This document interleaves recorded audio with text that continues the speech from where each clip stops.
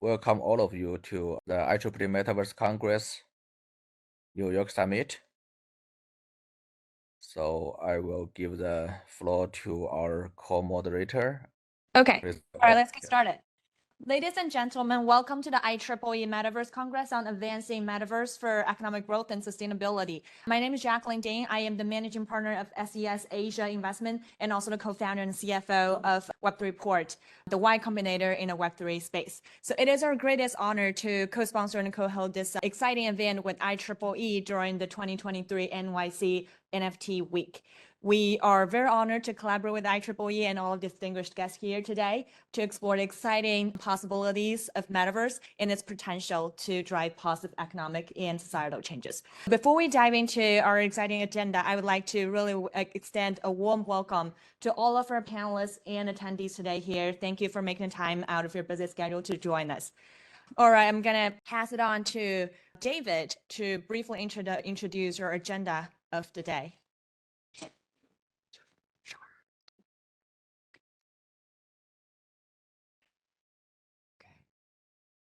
So our discussion is actually going to cover a wide range of interesting and pressing topics today, which includes less carbon, building the open metaverse, power of XR, metaverse web mindset for Web3, AI, and future business, et cetera, et cetera.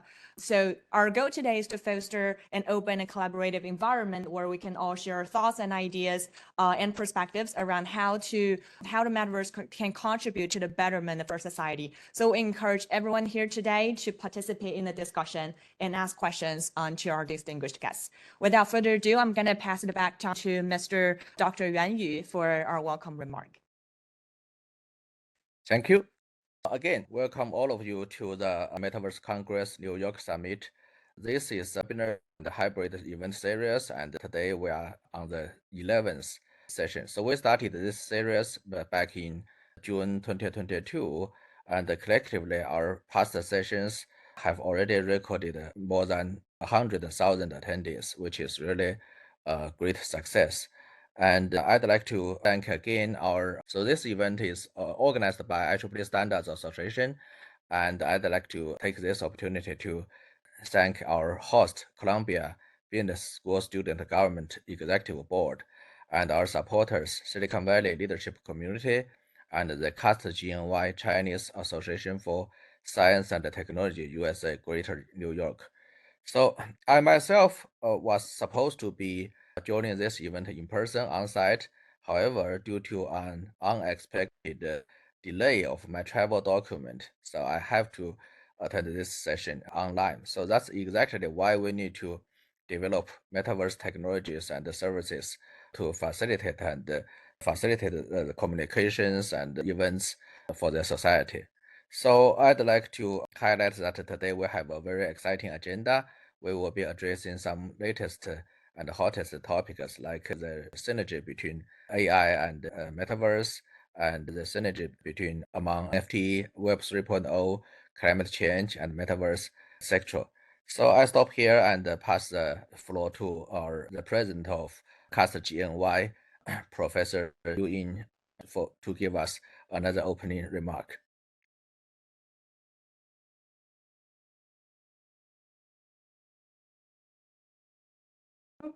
And joining us online.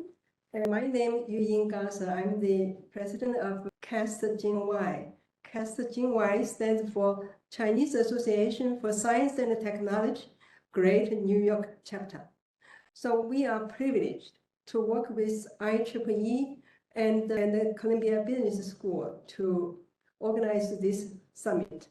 And so the CAST-GNY is our core mission is promoting and facilitating scientific research exchange and technology innovation exchange.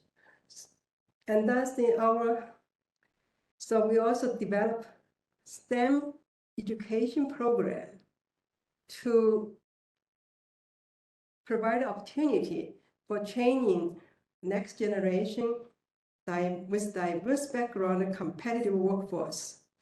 And so we believe with this integration of AI and the metaverse, and we can move our STEM education to another level, a high level.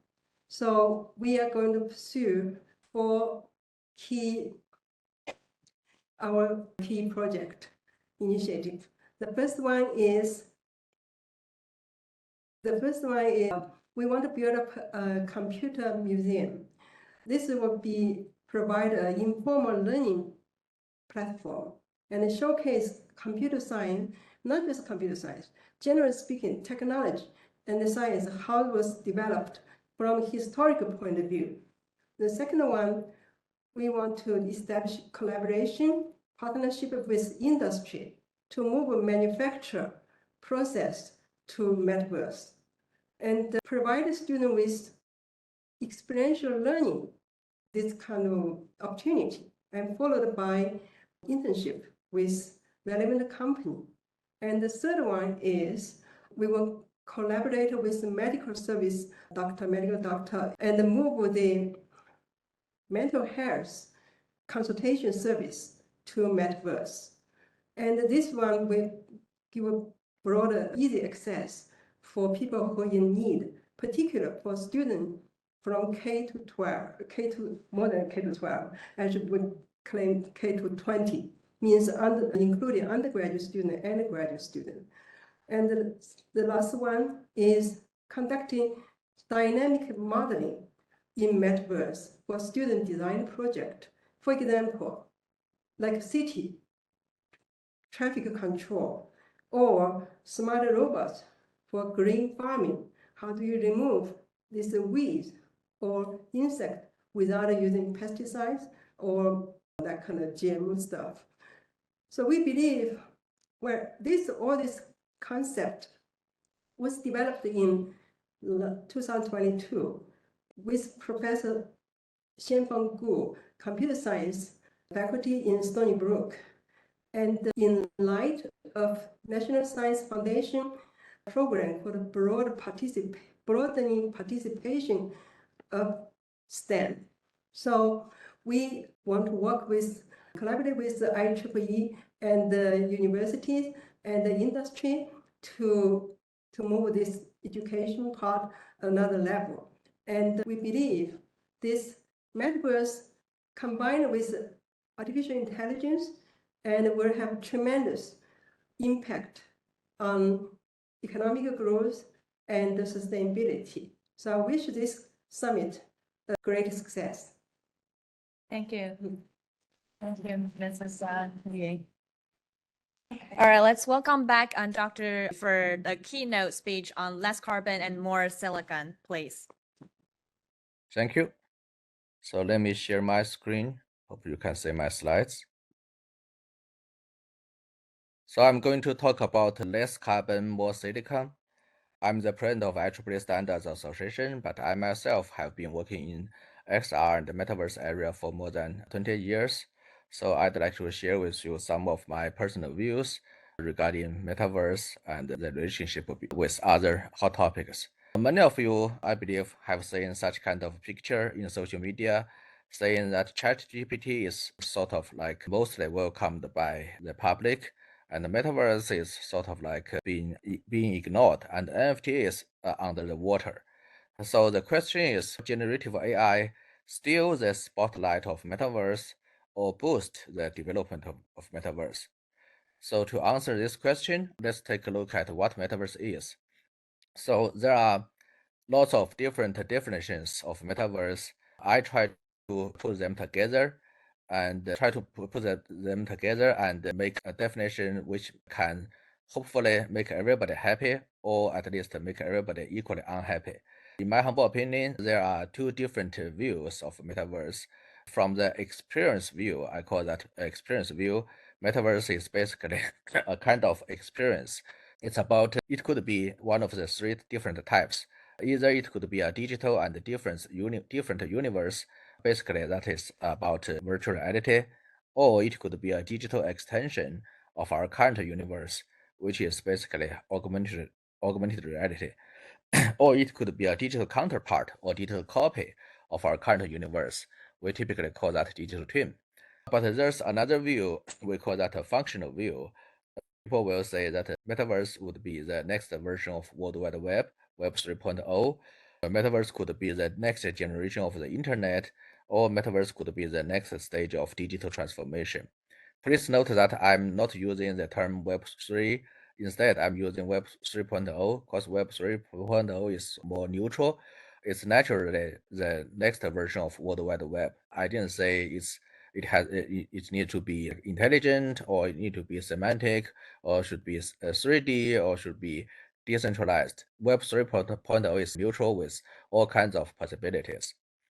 So with that being said, let's also take a look at Metaverse technology landscape. So Metaverse is a convergence of many different technologies, from supporting technologies including computation, storage, communications, data and intelligence, to core technologies including senses and actions, which is basically about feeding input and output to brain-machine interface, body-machine interface, and the programming interface, from virtual sensors, actuators, and real sensors and actuators to support humans and creatures, non-player characters and AI and machines. And also another big category of core technologies is virtual world, how to build persistent virtual worlds. So we need engines, physics engines, graphics engines, sound engines, intelligence engines, and we need different types of modeling, designing, and digital content creation technologies, from PGC to UGC and AI-aided PGC and AI-aided UGC, and of course AIGC and digital twin generated content to and create various virtual maps, virtual scenes, virtual objects, and virtual characters. And lastly, we have digital finance and economy based on digital assets, including but not limited to virtual assets, which may or may not be built upon decentralization, and the decentralization may or may not be built upon blockchain. From that perspective, let's say how generative AI will influence the development of metaverse. My humble opinion is that generative AI will boost the development of metaverses from both sides. Supply side, when we are talking about the metaverse or metaverses, we are talking about massive, large-scale virtual worlds at very different scales, different levels, like a building scale, city scale, planet scale, and even galaxy scale. So there are lots of content we need to create, and if we do everything on our own manually, of course, it's not possible. Generative AI will significantly, dramatically help with the richness of content. And also generative AI will also help the machines or the services understand the words, which will be necessary for not only virtual reality, but also in augmented reality. Like you need to understand the words so that you can align your overlay virtual objects on top of the real world. And also it will be useful in digital twin type of metaverse. Better understanding of the worlds will help with the better operations and the operation optimization and so on. And of course, generative AI will immediately and directly improve the performance of intelligent NPCs, non-player characters, and there will be more. So that's the supply side, that generative AI will significantly contribute to the supply side of metaverse. But it's more important to mention that from the demand side. So previously, many people feel like, okay, metaverse is like a cool thing, but do we really need that? So generative AI will also change the situation. How? So I put together a diagram trying to depict the labor market transformation driven by generative AI. So the left triangles, I try to use this triangle to demonstrate the skill distribution in human beings. So for every single skill, it's the distribution of humans' expertise or skill set is like a pyramid. Like let's say up to 25% of people who have better skill than others, they can make money with that skill. But with generative AI, everybody will easily get some higher, push their skill level to a higher level. So that's like the rectangle, green rectangle on the right. With generative AI, people's skill set on any single skill will tend to be more average, and then only, let's say, maybe 2% or 1% of those people, they still have above average skills set or expertise, so they can still make money for that. For all the rest of people, they cannot make money because their skill set, even with generative AI, is below average or average. So there's no reason for you to make money. So from that perspective, how can we accommodate those people, those laborers? They need job or they need things to do. So from the demand side, Metaverse can create new job opportunities for them because no matter we want to admit or not, most likely the real world cannot afford the equal number of jobs. So metaverses could be therapy to offer new job opportunities. And also, we are human beings, but don't have to work all the time, right? So we can enjoy less working hours and enjoy more leisure time. So from that perspective, if let's say today we will have 2 days weekend, so moving forward, we may have a 3-day weekend or 4-day weekend. But how can we kill our extra time? If we are supposed to kill our extra time in the real world, that may means lots of extra carbon emission, things like that, and natural resource consumption. So the real world may not be able to accommodate so many extra needs for enjoying your life and killing your leisure time. But metaverses could be therapy. If we are talking about less working hours and more leisure time, we may also need metaverse to be the therapy, which means from the demand side, generative AI will also boost the development of metaverses. I'd also like to briefly mention that previously I talked about NFT, and my opinion was that NFT currently they have only collective or investment value. They don't have use value, which is not good. But moving forward, along with the wider development and deployment of generative AI, we will see more and more digital assets. NFT will be naturally the way to utilize and transfer digital assets. So we will see a boost in NFT as well.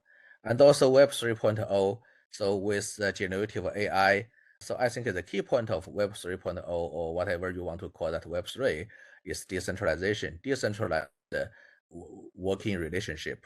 With generative AI, some kind of work which traditionally we need a company to do. In other words, we need people to gather together, forming a group, we call that company or corporation, to be able to job. But with generative AI, the productivity of individuals will be boosted. Many traditional jobs which need to be used to have to be done by a company can be completed, can be conducted by a single person, by an individual, which means the decentralized working relationship will also become mainstream. That's why, in my humble opinion, generative AI will not only boost metaverse, but also boost significantly drive the growth of NFT and Web 3.0 as well. So let's also talk about metaverse versus sustainability. So first of all, we need to develop and build metaverse infrastructure with low energy consumption and low emissions as far as possible. That's many people are concerned about that with the development of metaverse, we will be consuming lots of energy. Of course, we want to avoid that situation. So we need some technical innovations to build like sustainable infrastructure for metaverses. But also from another angle, we can say that metaverse will transfer more and more activities from the real world to digital world. The energy consumption and the carbon emissions can be reduced. And metaverse can also be used in education of environmental protection, helping with climate science research and other fields to support addressing global climate change. So my opinion is that collectively, metaverse will provide an effective path to promote sustainability, to promote sustainable development and address climate change. So that's why I say if we embrace metaverse, we embrace generative AI, and we embrace Web 3.0, we are on the right track to less carbon and more silicon. With that being said, take a look at the history or forecast of digitalization.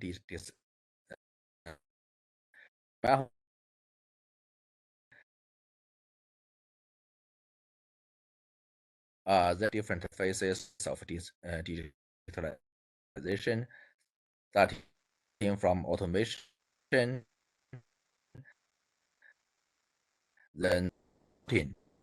the next phase of this digitalization, which is metaverse. So in other words, decades. For the first time, that will be the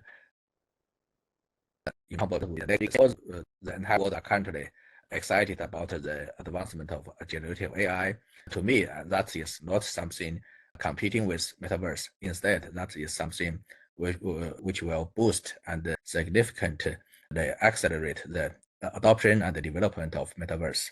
I'd also like to briefly mention how IEEE has been driving standardization efforts to pave the road to the metaverse. Like I mentioned, we have this Metaverse Congress Series. Our landing page is metaverse.ieee.org. We have conducted totally 12 sessions, including today's session, numbered starting from 0. And we have established the first Standards Committee on Metaverse in all the major global and international SDOs. We approved that Standards Committee in September 2022 with the scope to develop and maintain standards, recommended practices and guides for Metaverse, virtual reality, and augmented reality. And we have several standards and projects explicitly about Metaverse. 2048 is about a standard for Metaverse terminology, definitions, and taxonomy. And 7016 is about standards for ethically aligned design and lifecycle of metaverse systems. Approved the 7016.1 is about ethically aligned educational metadata in XR and metaverse. And we also have 3812.1 general requirements for identity framework for metaverse. So we also have two different programs. We call that industry connections programs. So industry connection programs are very different in IEEE. They are not standards development itself.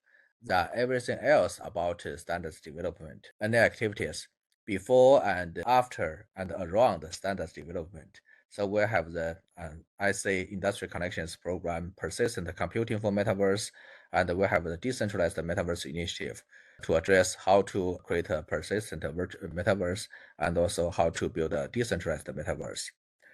And so we have lots of other metaverse-related standards projects, which may or may not explicitly call out the keyword metaverse, but we think they are metaverse-related. So we have been maintaining a comprehensive list on the website metaverse.ieee.org. Please stay tuned to look into that website for an up-to-date list. Lastly, we are preparing a new program. We call that IEEE ISDO Metaverse Acceleration and Sustainability Association. So the purpose or the mission is to accelerate the development of metaverse-related technologies, ecosystems and markets across the world, and to do so in a sustainable manner, supporting sustainable development goals. That's why we named this program as Metaverse Acceleration and Sustainability. So what we will do under this program, we will be developing roadmaps, technology roadmaps, and market roadmaps for Metaverse. We will develop standards for Metaverse in a fast lane approach, and we will do conformity assessment and certification after the standards are developed. And of course, we will be developing open source reference implementations and pilot applications. And also we want to use this program to raise public awareness of the positive side, of course, of metaverse, and also to facilitate, to encourage and ensure the diversity and inclusion of the metaverse ecosystem. And lastly, we want to build together this digital assets pool and exchange to help the industry grow metaverse-related ecosystems.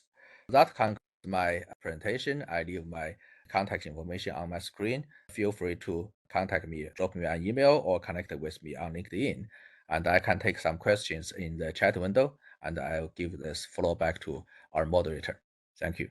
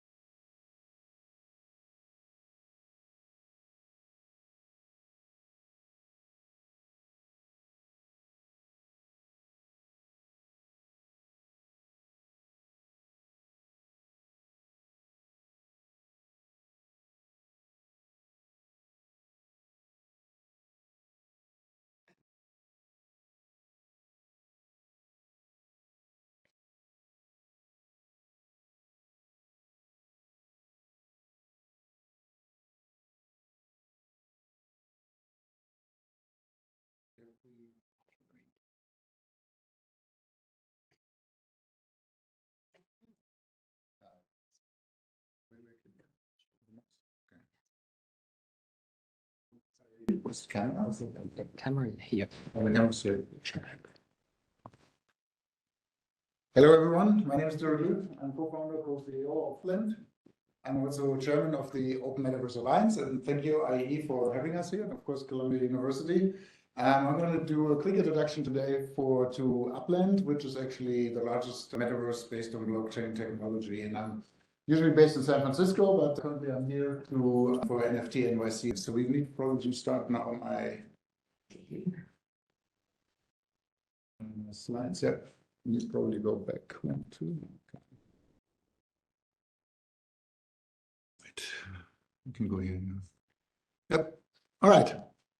All right. Building the Metaverse super app for the Open Metaverse, and what is that actually, and everything. So quick disclaimer, everything I show here is really some intellectual property rights, just for demonstration purposes only. So I'm originally, actually I was born in Germany, and with a German philosopher, his name is Schopenhauer. He says every truth goes through three stages. And actually the first 2 stages when you start something, especially when you're an entrepreneur, right, everyone laughs at you. They say, oh, what a stupid idea. I've never seen such a thing, and it's never going to work, and whatever. Then you have actually when the second phase comes up, right, when people say, you know what, we don't do this here. This has never been done, and why should we do that? When you think about it, because we're based on blockchain and everything we do, we hear that over and over again. Right? This was the past, right? People will say in the 90s, they said the web's going to fail, iPhone, Facebook, all is going to fail, but we know how it came out. Now everyone says, after the FTX fallout, right, everyone said, okay, this is crazy, right? This crypto is pretty much dead, and it's never going to work. Also, some famous like Mark Zuckerberg, he says, you know what? This is also not, I'm pivoting away. AI is the next big thing, right? So that's what you have to always to work with. But then the third phase actually comes to the third stage when everyone says, it's self-evident. I always told you, I knew it's going to work out. And that's what we think also in the metaverse space and this space and in the blockchain space. So let's say, okay, let's move on to the next hype and fad. And I think you just had a quick explanation of Web3 and Web Metaverse. I want to explain that quickly again. So how did we get here actually? When you think about how media and tech has evolved, when you see that on the bottom here, you see actually the black and white. This was a movie, a black and white movie where someone was playing piano in the 1920s. And then this train would enter on the screen, the station. And people were so scared they ran out of the movie theater because they thought it's real. Yeah. And then you had actually the next one is the radio. Then had Orson Welles, then he did a radio show, and people were about aliens invading the world. They thought, oh no, the aliens are invading our world, and people were driving around it. So media came closer and closer to us, right? So we have TV, and we're spending more and more time with it, right? And Web 1, Web 2.0, and Web 3.0. When you think about then how will you address it when you're actually a producer of this media? So in the early days, you had actually audiences because it was one way broadcast, one direction, and then you have actually the followers, people engaging with them, and you can actually start communicating with them, say on Facebook and on other places. But what is so new about Web3? It's actually everything's about the community and about ownership, because that's what blockchain enables a true ownership of things. So what is the metaverse, right? We know it's a huge opportunity. McKinsey says 5 trillion. There's a lot of other market research companies who are predicting other numbers, but everyone believes it's big. I want to give a very simple explanation or the way when I get asked how do you define it. And again, it's not the one and only definition, there's many out there. So first of all, you say it's a parallel world where you assume one or multiple identities. Next thing is, where then anything you can imagine can exist, right? Like a flying car, right? We don't have that in real life, but that's the advantage of the metaverse. And then where you actually do things and where you experience stuff, right? So that's also very new. And last but not least, because it's based on blockchain, actually where you own stuff. So that's a very simple explanation of the metaverse. Since we're in the university, also I did a PhD once about private and state-controlled currencies. So what was my dissertation? So I'm actually an economist by training, let's say it like this. And When we look at it in economy, classical views of looking at things, you have four factors of production. You might have heard it, right? It's capital, entrepreneurship, land, and labor. When we think about the metaverse, it's like a nation state. It's like a land, right? It's like a country, right? So you actually need to have land to build something on top of it, right? You need then capital. You need machines to actually build it. You need people to do the work. And then you need entrepreneurs actually come up with the crazy ideas to do something new and to create something which creates value for society. And when you compare it, then Web 1 was about read, Web 2 read, write, and then Web 3 is read, write, own. And when you think about the metaverse, you add an additional dimension to it, and that means actually that you do things, right? And when you compare it, so I don't know who of you is playing video games, I assume most of you, right? When you think about in the 90s or late 90s, early 2000s, you had games like Doom and Wolfenstein, the first 3D games, right? It was a very close, was defined at the end, you had to kill a monster and then you're done, right? That's how it was.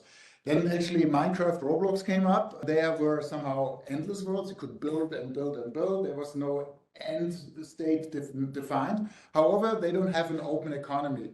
And what's new now with Web3 is that you have the open economy, right? As again, like a state where actually you can then also everyone participates in value creations, decentralized, and it's user controlled. But what is important is from technology, so I'm based in Silicon Valley, it's all about technology, but Web 3.0, I don't think we are yet here yet. We're more at the Web 2.5, it's a mix between centralized and decentralized technology. And when you think there's always a cost to decentralization and cost of decentralization, where those two curves meet, that's actually the optimum for society, right? You cannot go either way. It's not, because you always need some people who are driving stuff. Right, but if everything's anarchy, everything's decentralized, then no one has really an interest to bring things forward. So that's probably how it's going to look like also even in the future. If you want to look some more insights, some quick promo, I wrote an actually best-selling book on Amazon, which was published last year with Kathy Hackel and Tommaso Duartolo from Berkeley, Navigating the Metaverse, so where we explain a lot of concepts. Okay. So I'm the co-founder of Upland, and I'm going to give you a quick intro. I hope we have sound now about what Upland actually is. You've seen the llama, you've seen the hype, you've seen Upland, and now it's time to jump in. So what is Upland? Upland is a platform powering the entrepreneurial community in the open metaverse. Upland is the metaverse that is fast becoming the central hub for players to build their digital life. Technology is changing the way we interact with each other, the things we do online, the economy. Technology is changing it all, and Upland is at the forefront of that change. The Upland platform is a new land of opportunity, creativity, and diversity. Upland empowers players to pursue their passions and build their lives and businesses, all with true ownership. In Upland, anyone can buy, invest in, or flip virtual real estate. Players can collect and sell sports memorabilia from their favorite athletes. They can build their dream house or a factory and create a business with Upland Meta Ventures. Players are also able to own, drive, sell, and race the car of their dreams. They can explore games and experiences that use Upland as a discovery gateway and connect to its economy. They can collect, sell, and show off artwork and other NFTs, and so much more. In Upland, we really are building the open metaverse economy and rebuilding the world block by block, and we're doing it with creators and players like you. See also on my t-shirt, there's a little llama, which is our hero, which is called Mild Speed Chain. We launched actually in 2020. We're a team of 120 people right now based in San Francisco. We sold over 5 million NFTs. We're approaching also 4 million new registered users, or actually also 6 million NFTs, and we have a very high retention, which is very important. So our world is not empty, right, as such. I'm going to explain a little bit to what. Why did we grow so much? First of all, of course, VR, all these headsets are coming and then things will change, but we're not there. It's not mass adoption, as we all know, right? So that's why we said that from day one, we're going to focus on mobile apps, iOS and Android. You can download it, even though we are blockchain applications, you can download it there, right? We're hiding all this complicated crypto stuff with private keys and wallets and so on. But the way you extract, because we don't have an external token, yeah, so we're US-based, it's a little bit tricky with regulation and so on. But the way you extract monetary values, you can sell any NFT to other players in Upland, right? Like this, we already distributed in the quotation mark through the players themselves over $10 million. And of course, we are completely regulatory compliant. The consequences that we actually have really 65% of our users, they do not own NFTs outside of Upland. And then we're based on the real world, and we don't have to be in a city. We currently live in 23 cities across the US, Rio de Janeiro, Buenos Aires, and Sao Paulo, and Porto. I come to that right west those cities. But you don't have to be in those cities to play. Manhattan is also open in Brooklyn, but I have to disappoint you. If you want to look for your property there, you will not be able to buy it on the primary market. It has been already sold. And Manhattan, as in real life, is quite expensive. We're doing cars, car racing, and to FIFA, I come to that in a little bit later. But putting that all together, this makes us today by far the largest blockchain-based metaverse. Of course, we don't have the dimension of Roblox, but I said I don't think that Roblox is a metaverse. They know a game, right, and which is a closed economy. But we could take other blockchain metaverses together, which I don't want to mention here. The next three, we're still 5 times larger because we have used this easy approach for the users. What is important is that you always think when you do Web3, it's all about the community, right? You interact with your players because these are somehow your customers. And with you on the right, we have a big community event last year in Las Vegas when people all around the world, they came to celebrate Upland together with us. Just 3 weeks ago, I was in Miami. Actually, I was proud. We won the Most Innovative NFT Project Award at the American Metaverse Events. But how does Upland work, right? I wanted not to be too abstract. How do you really do it? First of all, you download the app. You see this little globe coming up. Then you click on it, and here's New York. You click a little bit deep further into it. You see the property based on real parcels. You click on one of those green rectangles, and then you can see this particular property on the 30th Street there is getting sold by Player Vidici, and for 7.5 million APEX. We have a fixed exchange rate, $1 is 1,000 APEX. So this, as I said, New York is kind of expensive. This costs $7,500. How translated into APEX. However, if you go to other places like Detroit or Los Angeles, you find also properties for $5 or $10. You know, it depends a little bit like real life. And today, there's so much other things you can do. So we were inspired by Monopoly. You can complete collections and you can earn a yield on your property when you complete a collection. 3 properties on the same street. You can play football, and somebody after that a little bit later, you can customize your homes, race cars, and you can shop for things. Our vision is actually to become what we call the Metaverse Super App. So you have heard of, most of you probably know WeChat, right, which is also a super app, yeah. But there's none for the metaverse. And especially in the Western Hemisphere, like Europe and US, there's no super app as such, right? But this is our clear vision to cover all those things. But let's go one more step back again. Metaverse super app. What is it actually? What does it mean? As I mentioned, we have WeChat, right? WeChat started out with chat, and then they added payment features, lots of other stuff to it. Then we have of Indonesia. They started actually differently. They were a hailing service for motor taxis. Right, so it was kind of interesting, and then they started adding payment features to it, delivery features. Rappi out of Colombia, they started actually as a delivery app, and now they're developing lots of other features around it, right? So but people spend most of their time in those apps, in those worlds. So super app means at the end of the day, you have a core service, and then you add a lot of other apps or so-called mini apps to it, which are integrated in context and seamless. And this super app concept has been around for a while. So Rim, which was the former smartphones, right, the founder, he basically said once you start using it, you cannot really live without them. So Upland now says our core service is the land, right? We're selling land. That's how we started out. Because we're inspired by Monopoly, we started out as a property trading game. Yeah, and that's what we've been selling. But now we have our apps moment. And the apps moment means we as Upland, we think ourselves as iOS for the metaverse, right? When you think about Apple. So Apple, if an iPhone, they have their own app, like a weather app or stock app, but then they have also third-party developers who develop on top of it. And that's what we just launched like 5 months ago, roughly, our pretty much stealth mode, our third-party developer platform. Now you can connect any Web3 or Web2 applications to Upland. And the users now can easily move the assets from one world to the other, which makes it super interesting, of course, because now you can really, it's this whole idea of interoperability, and so move things forward, right? So then you benefit from our economy, payment infrastructure, yeah, and with lots of other features with it integrated, but mostly, of course, interesting for developers because now they benefit from all the reach which we have as Uplandme. So one example app is, so when you now want to go in Uplandme, by the way, we on purpose, we build in friction. So when you want to go from New York to San Francisco, you have to take a plane, which takes money, costs money, and takes time.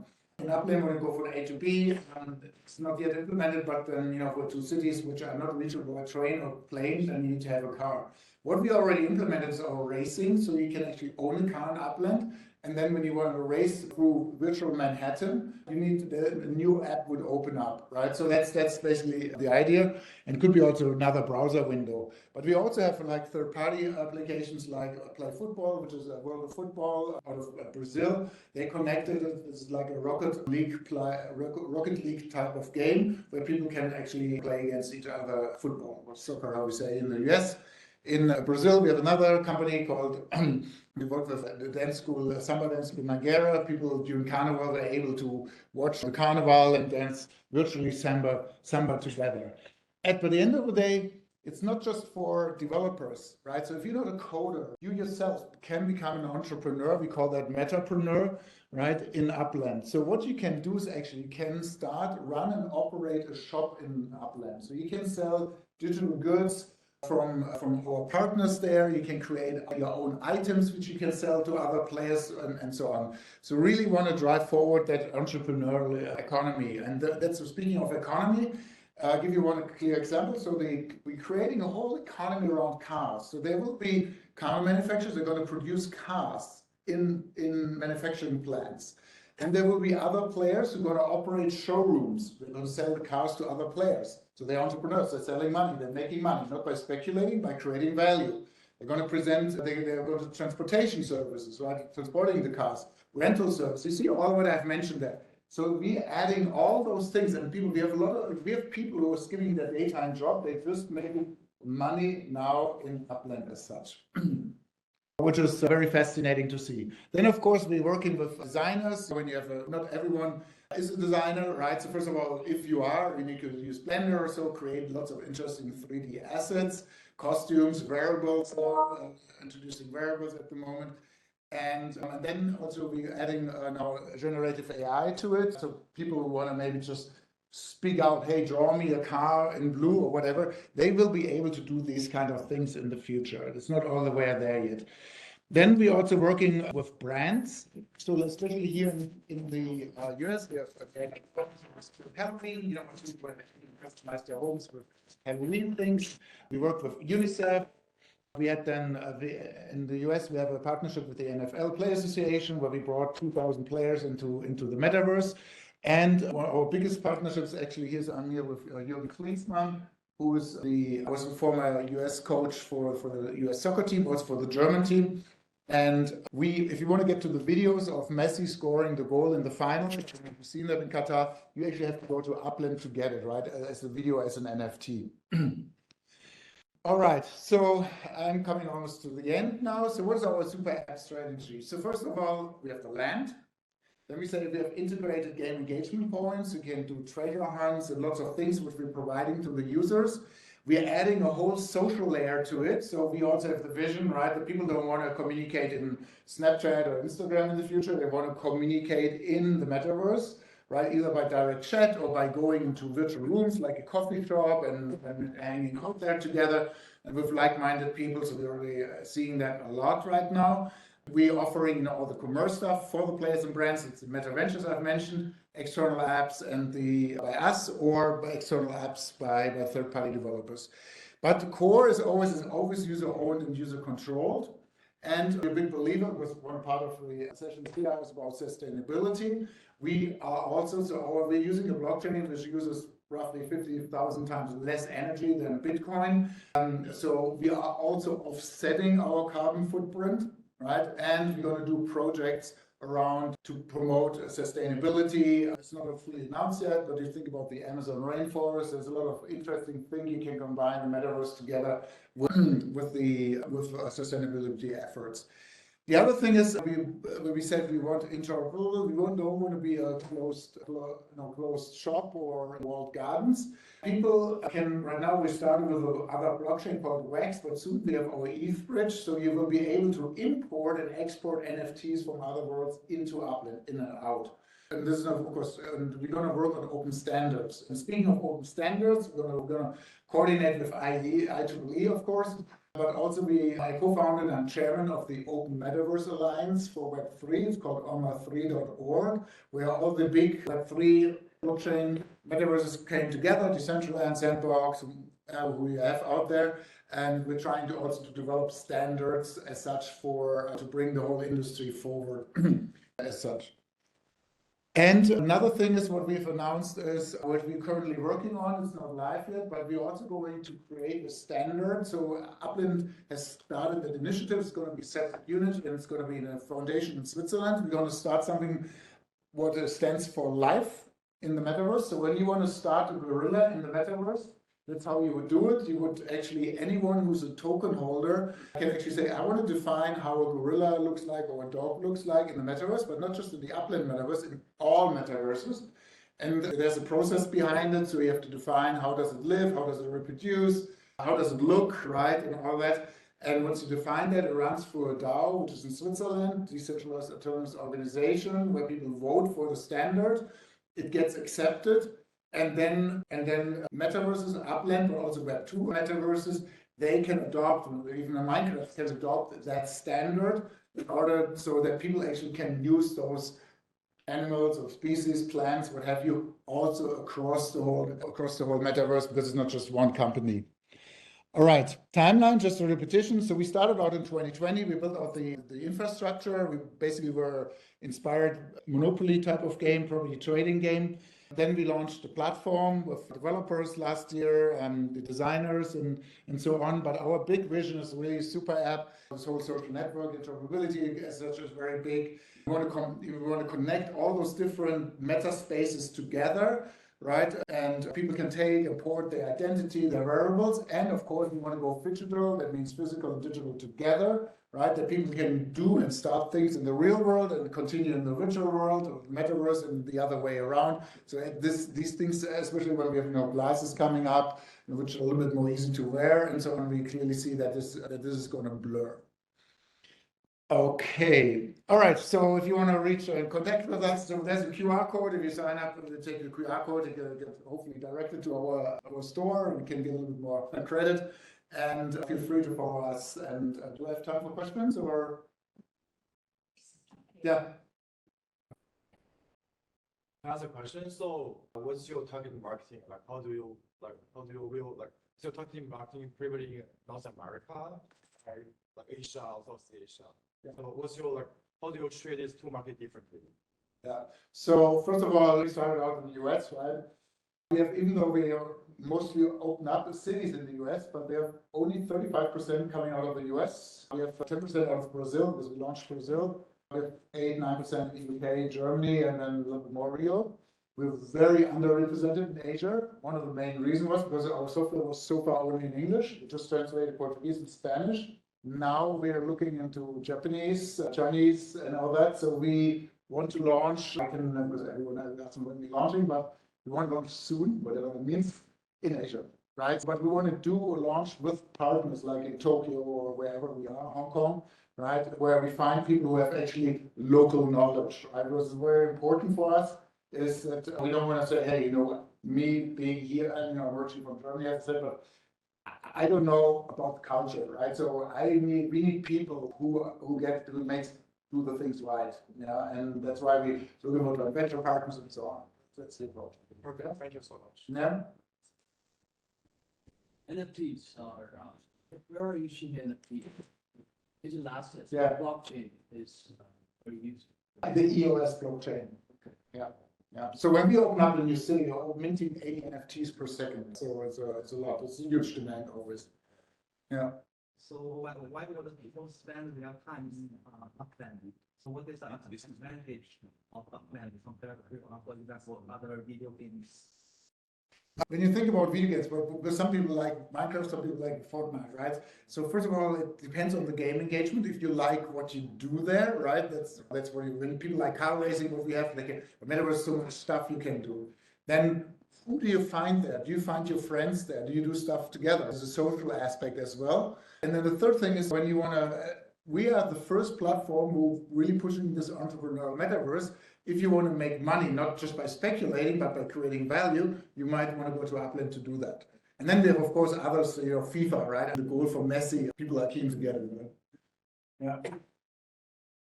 Elaborate on between the connection metaverse and the real world. People talk about the land. You're talking about the land trading this thing in metaverse. You can do it. Before the 20 in real how do we connect to that? We the land is not just for trading. Land has to grow food. That's basic need for human beings to survive. Sure, but what we can help is actually because now we have the metaverse, and now you can first of all, we're gonna let grow food in Uplandme in the future as well. That's all virtual, right? It doesn't feed people, right? It's just this is more the gaming aspect to it, yeah. But what we can do is that people actually can then maybe combine what I say when I say we're gonna blur things in the future, where people actually can see farmland in the metaverse, and maybe they can contribute, maybe they support like a farmer, right, to do certain grow certain crops, right? Maybe they can invest or they can into that land, right, and support the farmer in order to buy new machines and so on, right? And then he earns money and then he gives back some of that money. So these kind of things, right? But I think the world is not really defined how exactly everything looks like. But we're talking about the virtual world and the real world here, right? So we have to see how we combine both worlds together. Yeah.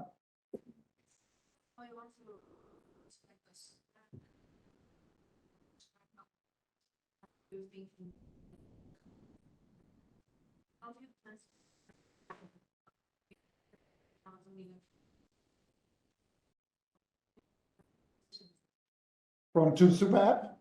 The question is how do we transition from this trading platform to Superapp?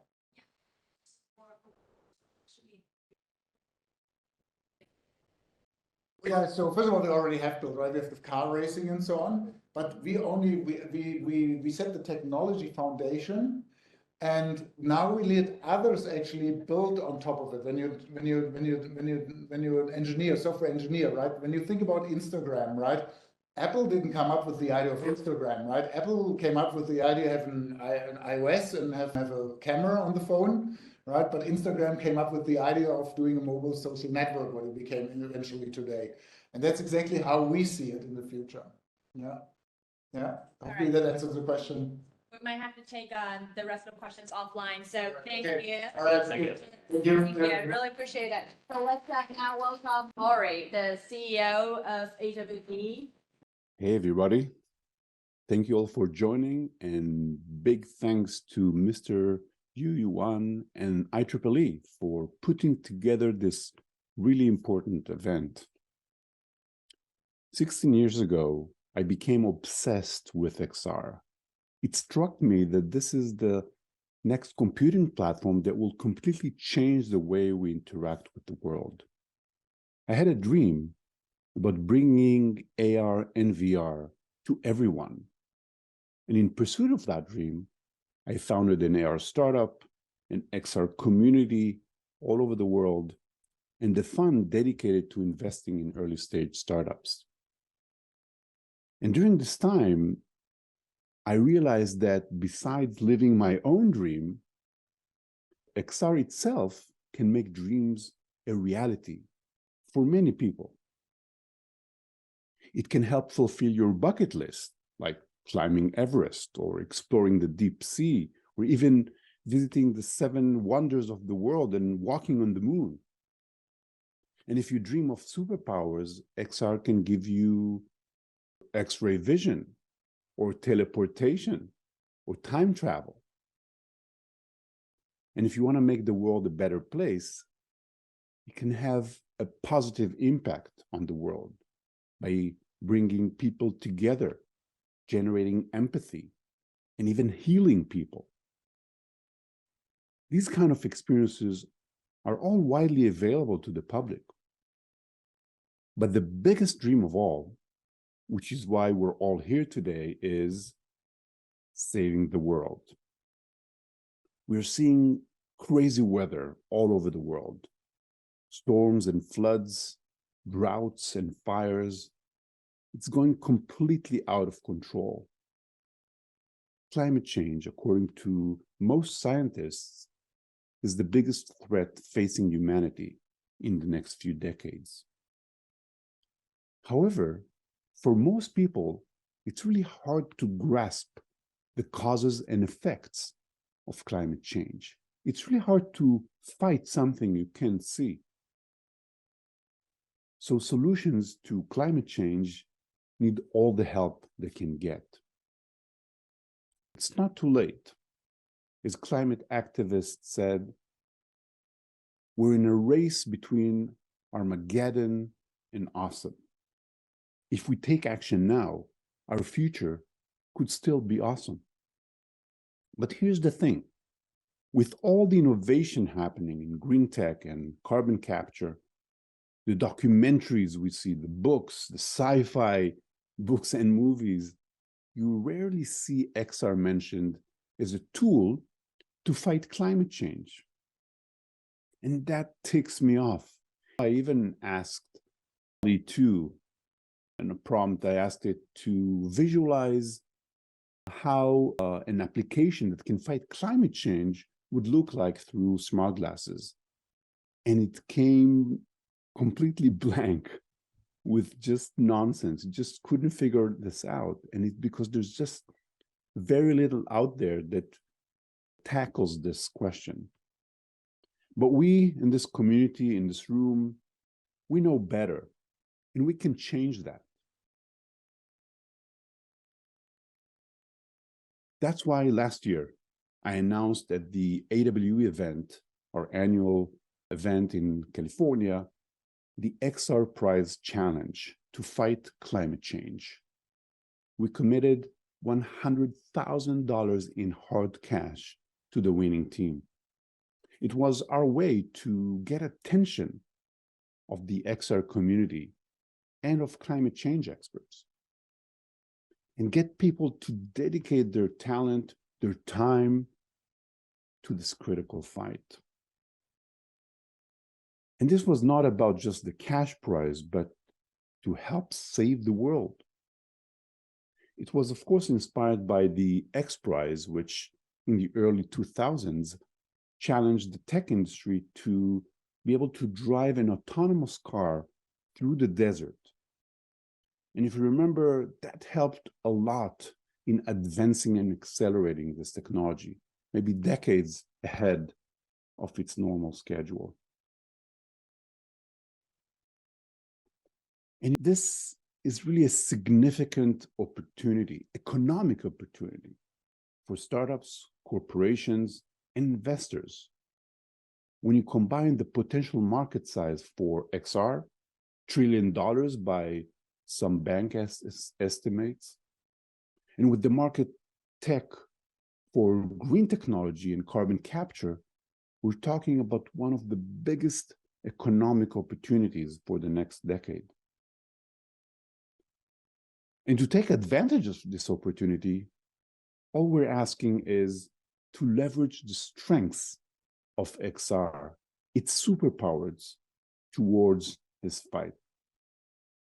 Indeed, XR has many superpowers, but in this context, we see 4 major ones.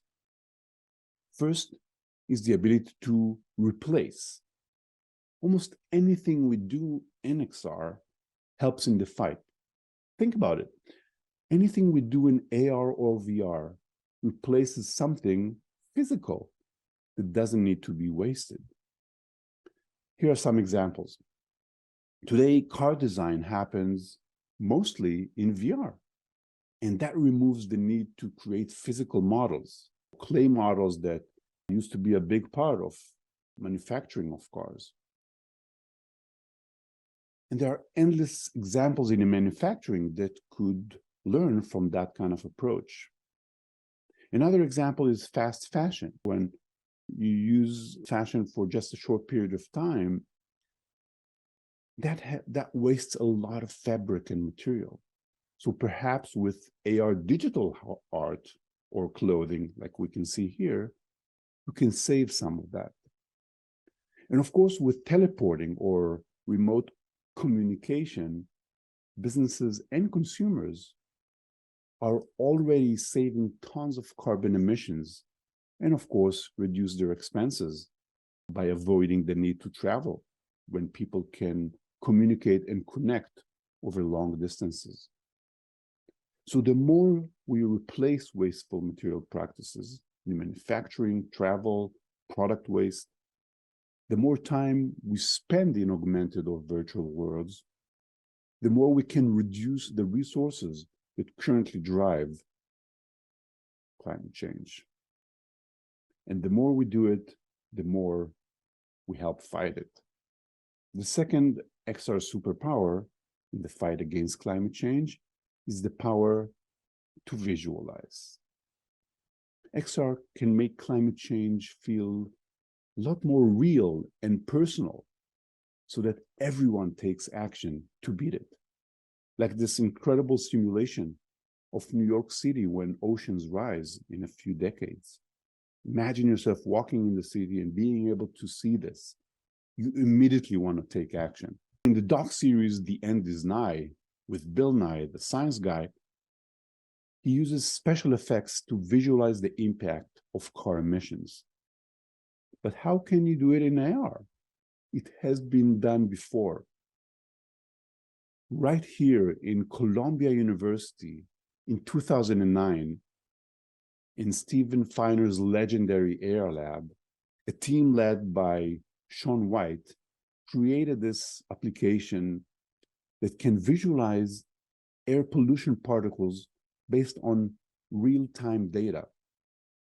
Now, this was created pre-iPhone with a custom gadget based on Windows, and it was a very complicated process. But imagine today with our super capable devices, and more importantly, there's now a plethora of data about climate change that is accessible publicly in real time. We can leverage that information, visualize it, and make people a lot more aware about their actions in real time.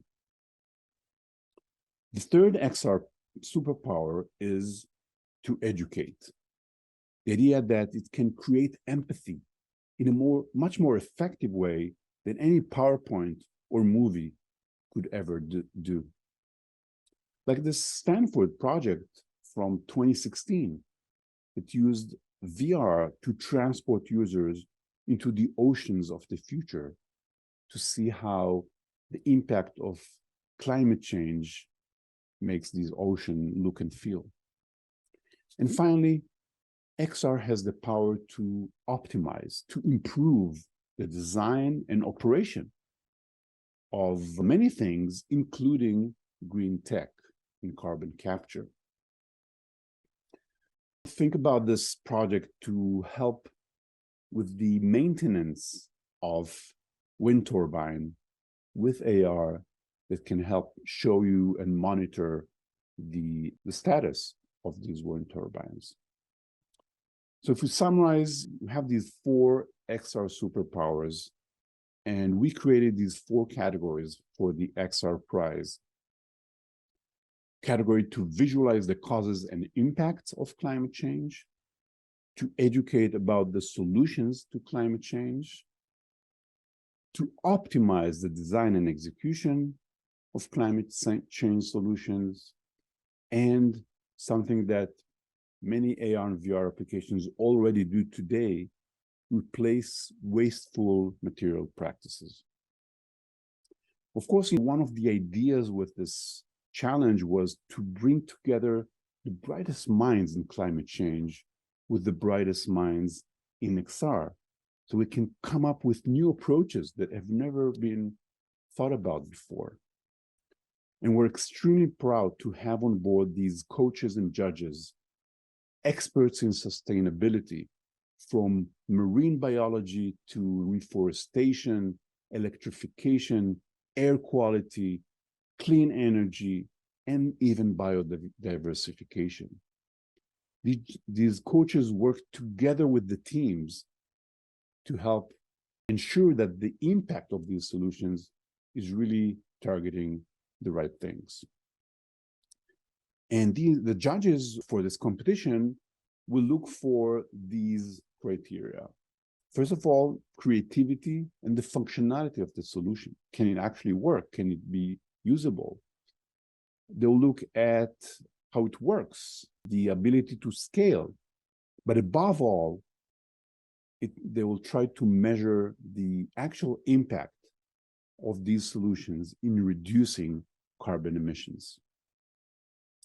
Soon after we announced the challenge, many XR software and hardware providers wanted to join this effort. And many of them, some of the biggest names, offered free resources so that everyone can take part in it. And there would be no blockers for teams all over the world to be able to contribute to it. So we're really extremely proud of this list. And I can tell you that many of the teams jumped on the opportunity, grabbed these codes for free software and hardware, and that helped a lot in accelerate these projects. Some of our partners went above and beyond and offered more prizes to the winners. Microsoft provided stipends for the finalists. NVIDIA offered their most advanced GPUs to the winners, which we know they all need it. IEEE offered additional cash prizes to the runner-ups, and Unity offered some free tools. In January, we announced that out of the hundreds of concept proposals, 150 teams have advanced to the next stage. We have projects that really span every aspect of the fight against climate change on this list. And these companies, these teams, committed to demonstrating a minimum viable product, an MVP, in this competition. That was an incredible achievement.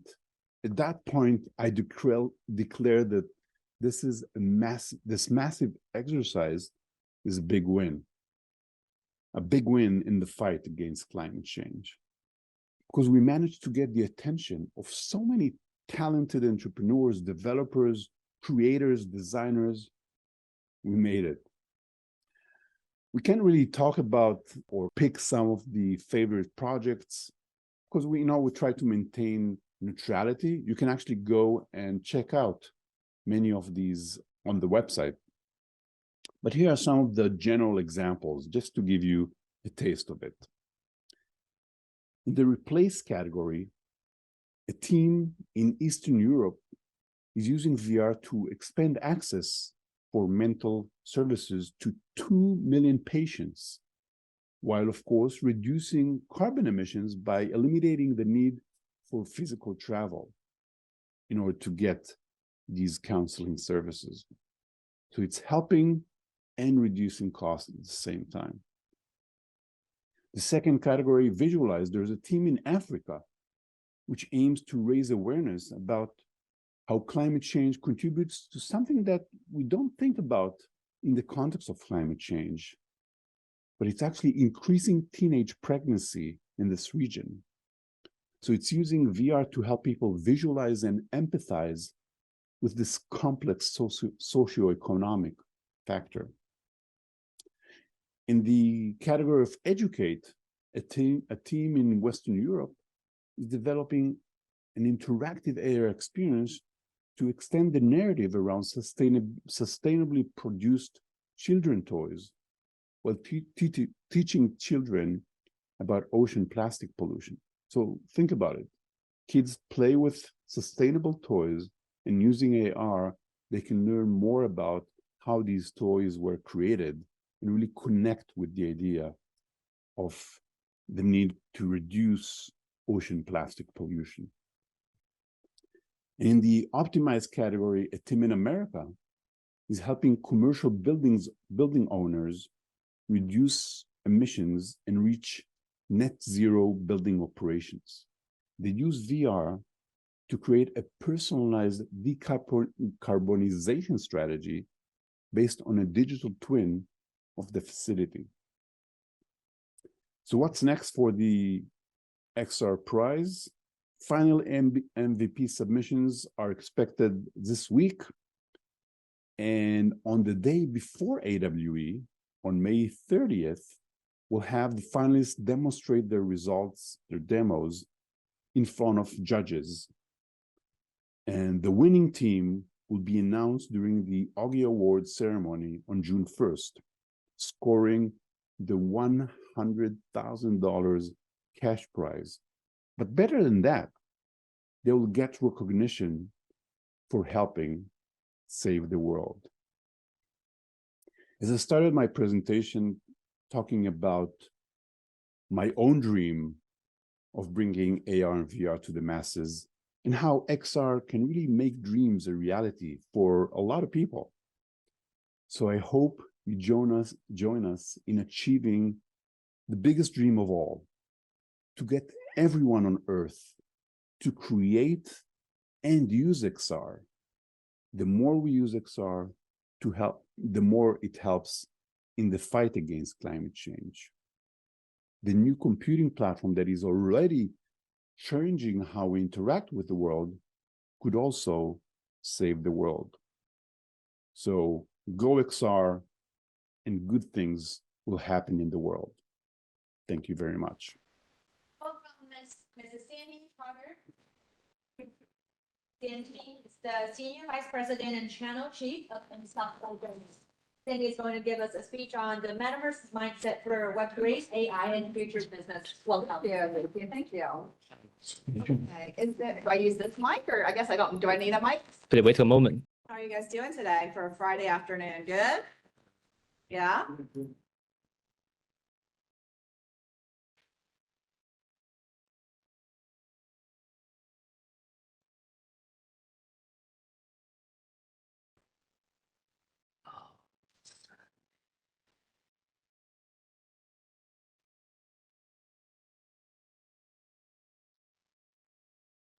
They also have my computer. Well, I mean, 1 minute, please. Need it, let me know, okay?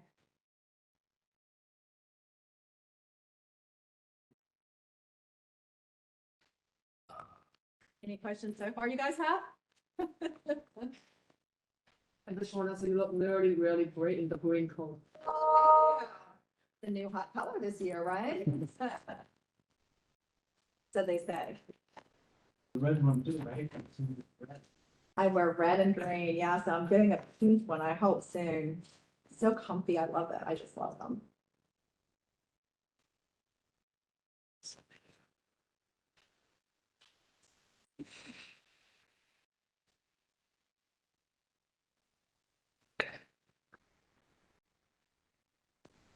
Well, 1 minute, 1 minute. Oh, no worries. So what's been your favorite presentation so far of the day? Yours. That you haven't even heard yet, huh? That's pretty crazy. Always the next one. Always the next one, yeah. Okay, that's good. Are you guys here in school at Columbia Business School? Or are you here just visiting from companies or where are you guys from? Great. Great, okay. It's like school, I guess. You're from school? No, I actually started on like Boston. Oh, you did. Oh, that's awesome. It's probably a mixture of both. Of both? But every student here, they are also industry insider. Yeah. I graduated 2 years ago. Okay. Oh, you did. Awesome. That's great. It's a beautiful school. I've taught over in that building at the Executive Education Center. Yeah. Mhm. In fact, I went there first because I thought that's where this would be. I didn't read my text. Okay, you just press this.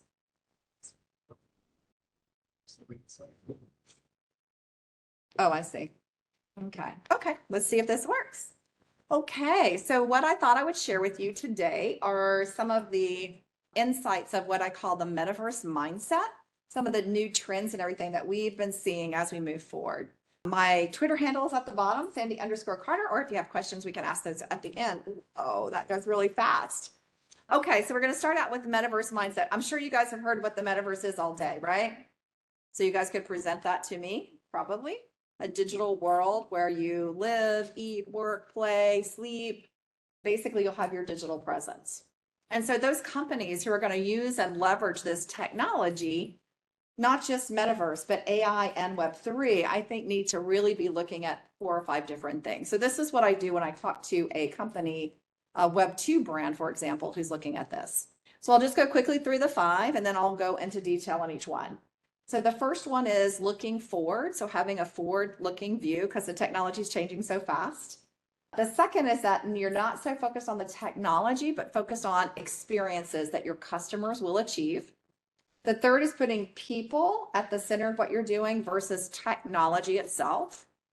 Fourth is digital identity as a human right, which is why I'm at Unstoppable today, is to talk about digital identity. And the fifth one is about AI as a partner to all of us as we go forward. So I'm just going to fly through each of these. I'll start first with that forward-looking perspective. So the first thing I started looking at are what companies today or what industries today are really leading the charge in the space. And I was a little bit surprised that fashion is #1 today in the space, leading the charge. You can see different metaverses and virtual worlds that have been put up by Gucci and Louis Vuitton and Chanel, as well as folks like Nike and others. So fashion, unlike other Web 1 and Web 2 trends, is really leading the charge in this particular era of technology. You'll also see some other surprises up there. So like automotive, BMW was actually the first non-metaverse vendor to join the Metaverse Standards Committee. So that's really fascinating. As they did their metaverse, they recognized that standards would be very important. And then the last one, which I find fascinating, is consumer goods. Lowe's, which is a home goods store, they sell like power tools. What they're now doing is they're putting an NFT. Do you guys know what an NFT is? Non-fungible token. They're putting an NFT or a digital twin of each power tool, and they mint that as it goes out the door to proof of purchase, to reduce the crime rate in the space. And that for me is going to be really a game changer for that retail organization and space. So what we typically do is, as we're looking at this, I spent thousands of hours researching where the future was going. Most of the teams that I work with that are brand-based teams or Web 2 teams, I encourage them to form a rabbit team. Now, I used to work at Amazon Web Services, and at Amazon Web Services, we had lots of tiger teams that were out there in our company. But I decided that this would be a rabbit team. Anybody know why? Because you go down the rabbit hole in Web3, that's what we do. And because it's moving so fast. Rabbits are, I think, faster than tigers. And so they're moving so fast, so you want to have a really fast view.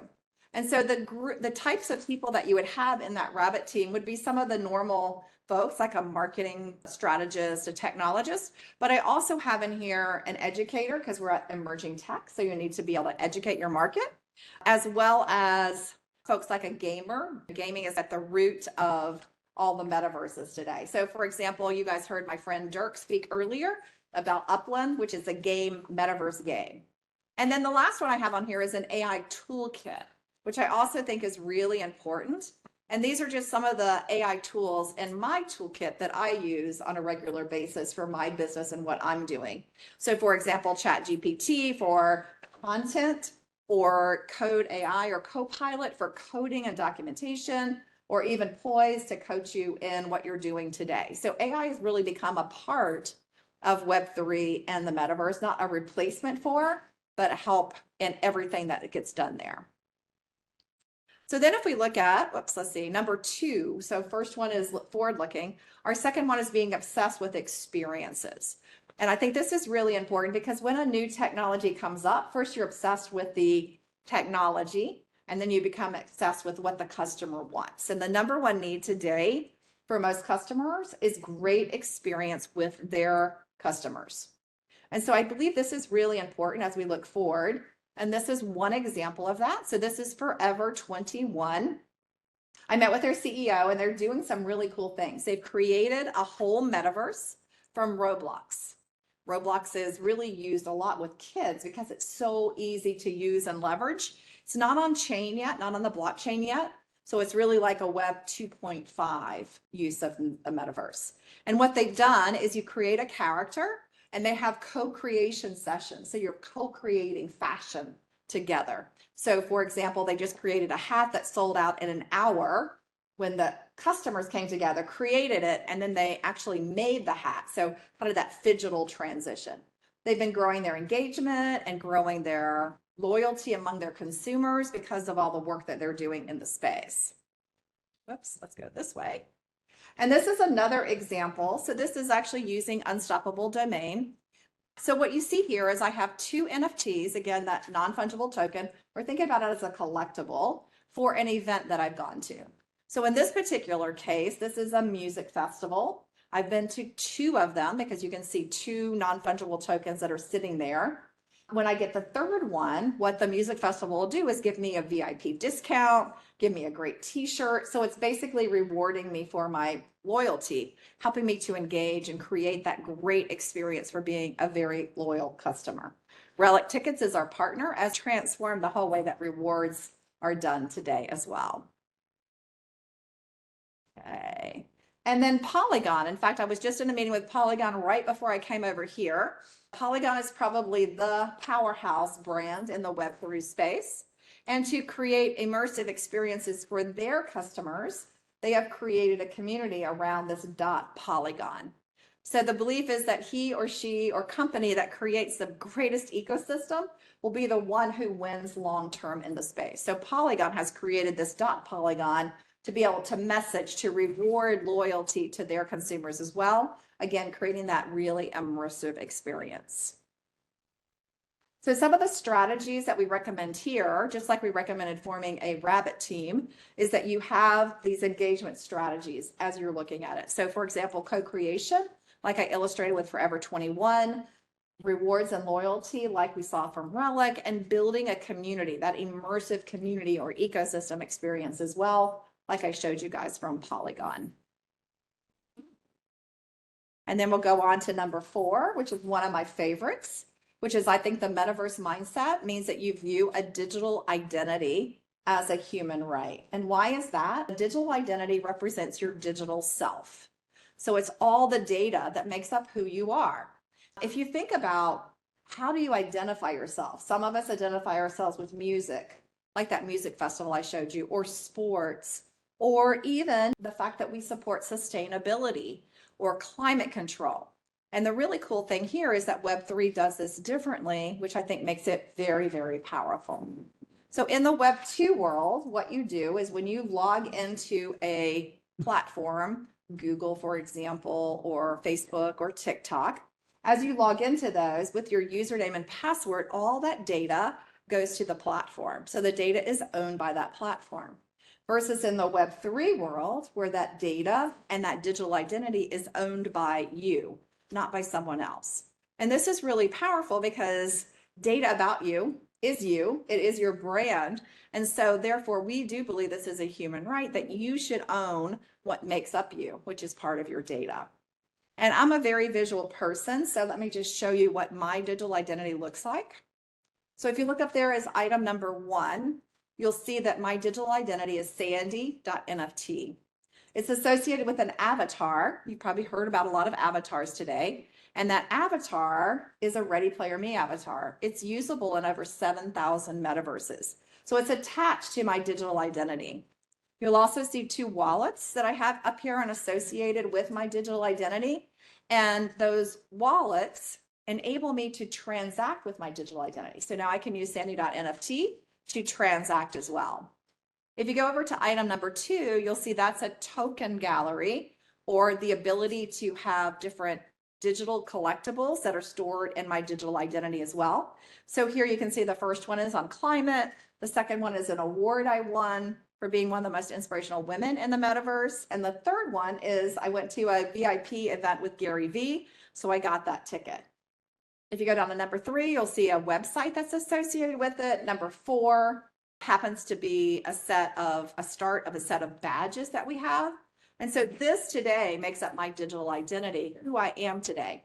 It's more authentic than what we have in Web 2 too, because if you go to LinkedIn and you start writing about yourself, there was an article published today that said 65% of companies lie about having a sustainable strategy, but they still put it on their LinkedIn profile.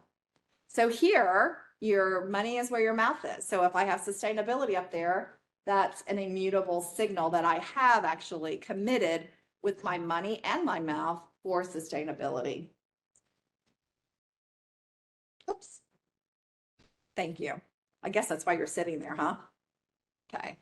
And there are so many possibilities here. So you can think about healthcare data being in your digital identity, education records like diplomas, for example, being in your digital identity. We just saw California do car titles as an NFT. So that could now be in your digital identity. So in the future, you would have all that data stored in that digital identity ready to share. Now, many people then say, Sandy, if I have all that data in there, I now have to manage it. I'm not a database administrator. How do I do that? And so as we imagine the future, the way you might manage your data in the future might be much easier, we hope. So this is a drawing that was done with Midjourney, which is one of the AI tools. And so you can see here, I said, make it as easy to manage my data as a remote control.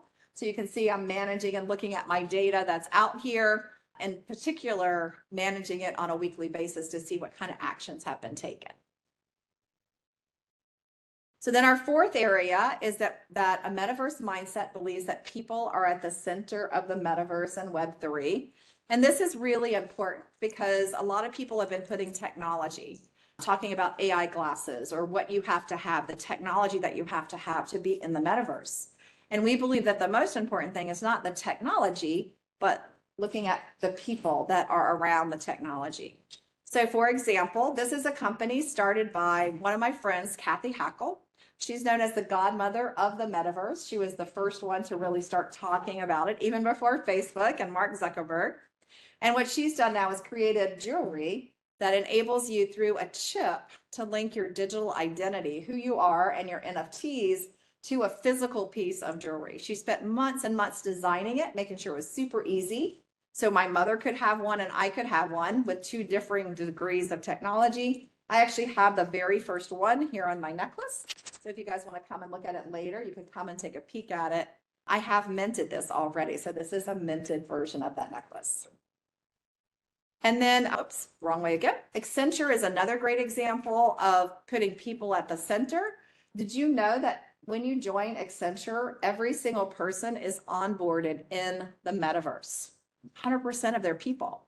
And so they have to create their avatar, they have to go inside. They also use AI to guide their onboarding journey. It's a very cool way to really execute this because they're really drinking their own champagne.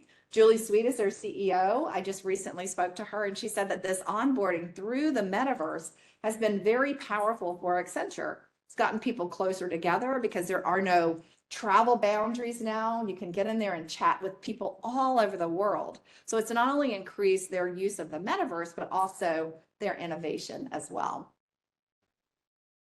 Okay, and the final piece of the metaverse mindset is you're augmenting what you're doing with AI.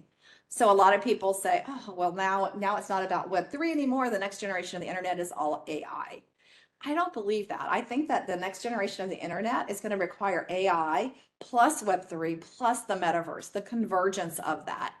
And so as I'm starting to see people use AI in the Web3 scenario. So one example is our company, Unstoppable. We've now embedded ChatGPT into our search bar. So now you can search for your digital identity and use ChatGPT to help you make recommendations or get that perfect digital identity. And then another one that's not quite as sexy as probably some of the other presentations that you've seen today, but this is Mussini, which is a metal processor in Italy. And one of the things that they've done is they took their metal processing and they have created a metaverse that replicates what they do in real life. Now, why did they do that? Because they added in simulation, which comes from artificial intelligence that replicates the metal processing as they go along. So not only are they more sustainable, but they're actually saving money on not using real materials to test out a new metal processing process, but are actually using and leveraging the metaverse and AI to do that today. So then I'll end on this particular slide. If I think about what actions you guys should take, the first one is to learn and be curious. A friend of mine is a professor at Stanford, and she did research on all the great innovators across the world. So she interviewed Elon Musk and Jeff Bezos and even Steve Jobs when he was alive. And she found that across 3,500 innovators like that, there was one thing they all had in common. And that one thing was they all asked over 1,000 questions a day. So they found that on average, an adult asks 10 questions a day, and that's it. We're not as curious as we get older. We tend to rely on assumptions and what people tell us versus questioning it for ourselves. Kids, on the other hand, if you have kids, they ask a lot of questions. So here I would just say, learn and be curious, ask lots of questions. The second one I have up there is playstorm, which means you should get this stuff and try it out versus just brainstorming where you're thinking about it, learning it, you're playing with the technology. I have a QR code up here. If you want to go out there and get an unstoppable domains, this QR code will take you to the page to get a .polygon domain or digital identity. So you can create your digital identity and see what it looks like and try out that Web3 brand. And then the last point is that we always should be looking forward. And this one's really important. One of my favorite quotes is that in the short term, we as humans overestimate the impact of technology. So already you see it, right? Like people want instant results from NFTs, instant results from the metaverse, instant results from Web3. And if they don't get them, they say, oh, it's dead. It's not happening.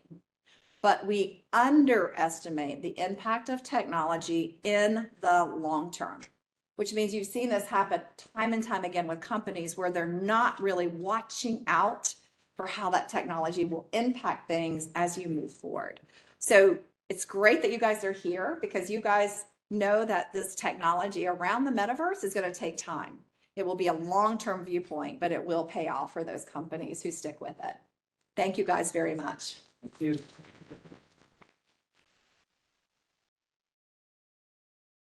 Thank you, Sandy. We can probably take a couple of questions. Okay, awesome. Yeah. Questions? Yes, ma'am. So thank you for the presentation. Mhm. It's really inspiring. So my question is, you mentioned that a lot of companies on LinkedIn are using like greenwashing strategy, like they're branding themselves as they're having sustainable strategies. I'm curious, how is the unstoppable domain is coping with that potential that the users are also had to like greenwash or like giving like branding or like sugarcoating what they're doing? What would be the strategy? So let's think about LinkedIn today. And I just read this in that same article that talked about greenwashing. 40% of people on LinkedIn who say they graduated from Harvard did not. So they placed on their LinkedIn profile, I graduated from Harvard, but they never did. And there's no, I don't know, maybe Columbia too. Columbia wasn't mentioned, but it was Harvard that was mentioned. And so how do you verify that? Right? There's no real verifiable credential to that today, unless you go back to Harvard and you say, hey, I want to know, did Sandy Carter graduate from Harvard Business School? Ah, she did. So she should put it on there. So in this world, in the unstoppable world, what happens is you get a verifiable credential. That verified credential, for example, could come from, let's use Columbia, could come from Columbia University that says you have a diploma from Columbia. You could then put that in your digital profile that I just showed you, and that would be there. It's a soul-bound token, so you can't transfer it. So you couldn't say, hey, Sandy, I'll sell you my Columbia diploma for $100K if you want it. You can't sell it because it's soul-bound. It's tied to you. And that means that a lot of people believe that your profile or your brand on Web3 is actually a more authentic view of yourself because you're doing things, you're taking action. It's verified by another party. It's not just verified by you. And so typically what's on your Web3 profile is more authentic view of who you are. I just had a reporter who went through and created their own digital identity. And I thought it was really fascinating because they made this point to me. They said, when I saw my Web3 digital identity, what popped up was the things that I had done. And so I was surprised because I struggle with how I define myself on LinkedIn. But here in Web3, it really emerged because it was based on my actions, based on my immutable actions that had occurred. Thank you. Good question. Yes.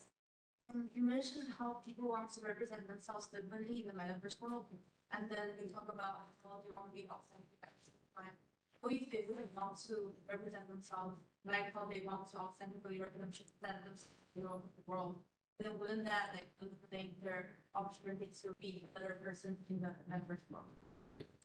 So I guess it depends upon who your real self is, right? So a lot of people will create a version of how they view themselves, and they'll test that out versus their actions that are occurring. So one of the big changes we've seen over the past year is it used to be that as you went to the metaverse, people would change their avatar. So let me show you what I mean. Oh, that's not it. Can you go back a couple of slides? Keep going back to the digital profile and I'll show you what I'm talking about. Go back. Yep, right there. Stop right there. So here you see up on item 1, that's my avatar. Last year, people would have wanted multiple avatars. In fact, they were changing who they were by the metaverse they were in. So if they were in Uplandme, you heard Dirk talk today, they might have one avatar. If they were in Atlantis world, they'd have a different avatar. But the trend now is that people want to be consistent in a part of their appearance, so people can recognize them and they can develop their own reputation. And so when I say people want to change, what they're changing are actually what we do in real world. They're changing their clothes, their hair, their glasses, their accessories. They're not necessarily changing who they are, that authentic part of themselves. So they're changing the things around them. But what if, for example, I don't want to be out in the metaverse world, Mm-hmm. I want to be represented as a minority, and I think that might attract me more as a magical metaverse world, and that actually is authentically part of who I am in the real world, then wouldn't that erase some of the magic? That's a great point. Yeah. So that's probably human trait, human characteristic. I just saw that there were a couple of the top 5 gamers in the world. They had a gaming competition. And of the top 5, 2 of them were female, but they portrayed themselves as male. And when they interviewed them, they asked them, why did you do that? They said that if we didn't, we would have been inappropriately, it would have given us a disadvantage. And so they tested it out. They took the other 3 gamers who were men and they created an avatar that was a female. And they actually, you know how on games you can do your voice? They changed their voice too, to be a female voice. And the 3 guys said absolutely they were discriminated against because they were portraying a female, whereas before they had portrayed a male. So I don't think that can change overnight. I think that's a thing that we have to change as people, not as avatars. So that piece of it may be around for a little while. Hopefully not for long. Hopefully we're going to equalize that over time, but that's not something that can change instantly with the metaverse. But that's a great question. It's a really deep question. So thank you. Yeah. And I love the fact that I got 3 women asking questions. That is awesome. No, I love that. Yeah, Please. thank you so much for the presentation. So I'm in the coaching industry. Mhm. Like I'm a online coaching business. And I'm curious how you think all of this AI, the metaverse, Web3 is going to impact this industry specifically. Maybe the most prominent or the most pressing trends that we should be aware of. So one thing I would say for coaching, because we get this question a lot, is how do I set up my brand for Web3? Because if you look at this, people can relate to this because it looks like a LinkedIn profile, but it's a LinkedIn profile on Web3. And therefore it does have some different characteristics. So one of the things that I would love to do with the number of people that we get requesting that I personally help them or my team personally help them set this up would be someone who says, hey, that's my business. That's part of my coaching business. Coaching you to have a strong Web3 metaverse brand, just like you have a strong Web2 brand today. So that would be something that I think is interesting. I think in terms of trends that we talked about today, one of those is that we have to be quicker to look forward, to look around corners.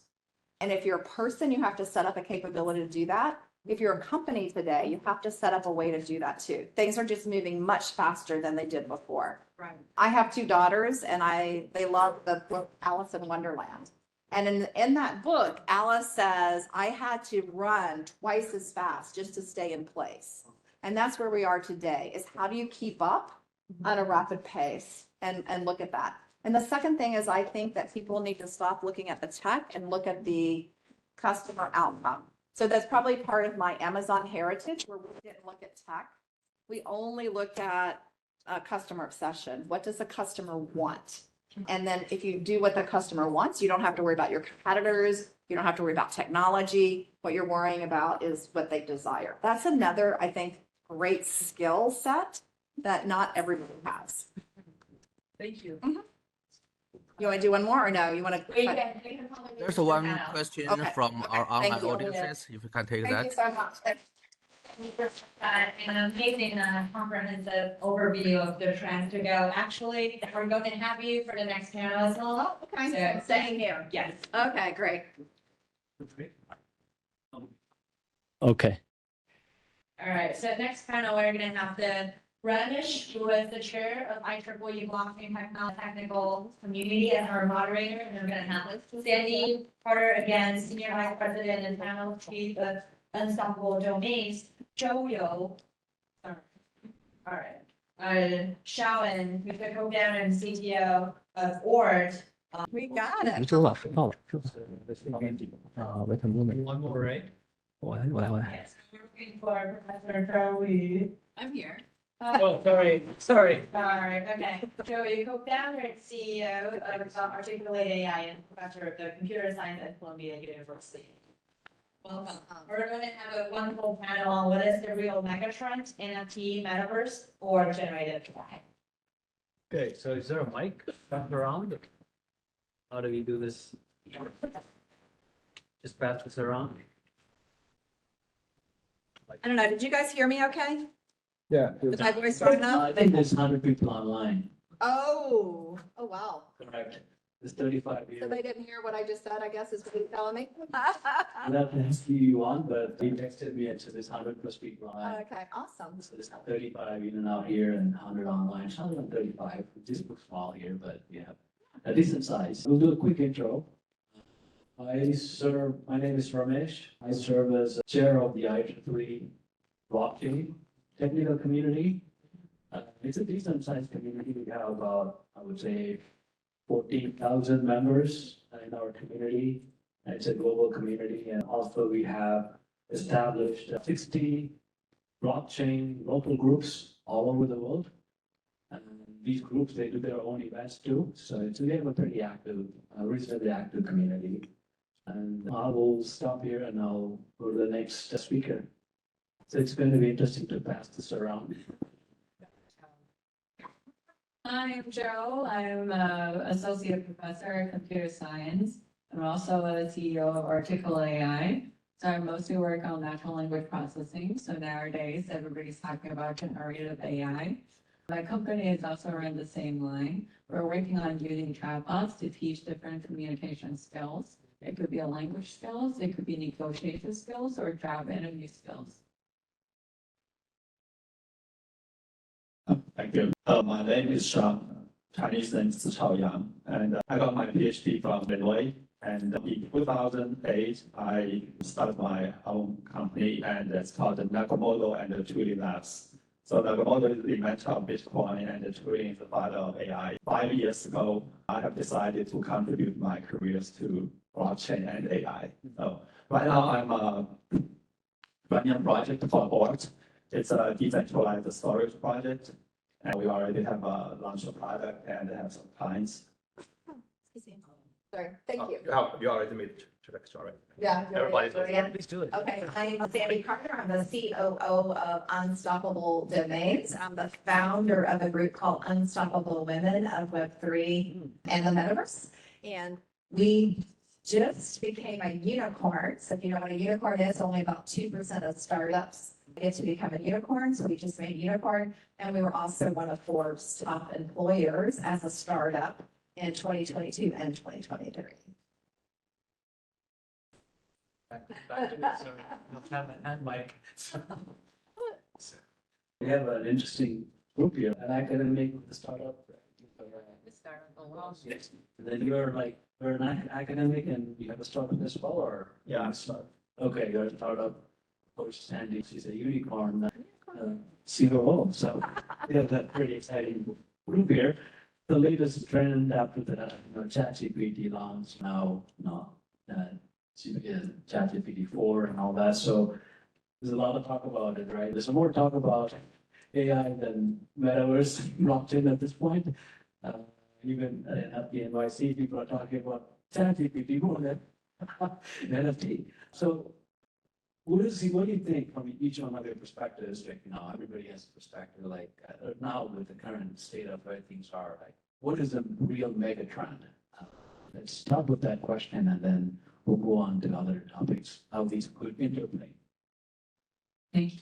So, from what I work on, conversational agents, you can think about it with a virtual face. It's a metaverse.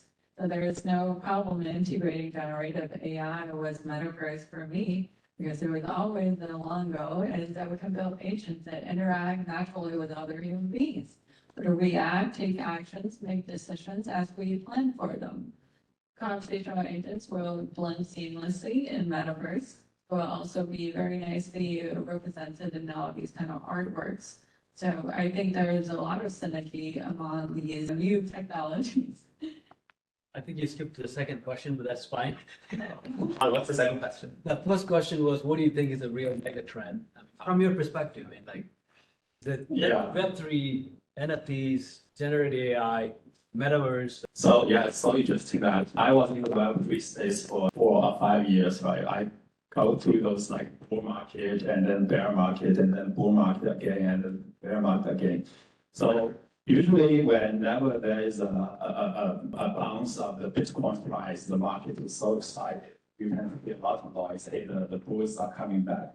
But interestingly, after the launch of ChatGPT, nobody cares about Bitcoin price. So even the Bitcoin price was like 30K a few days ago, nobody cares. Everybody does ChatGPT care?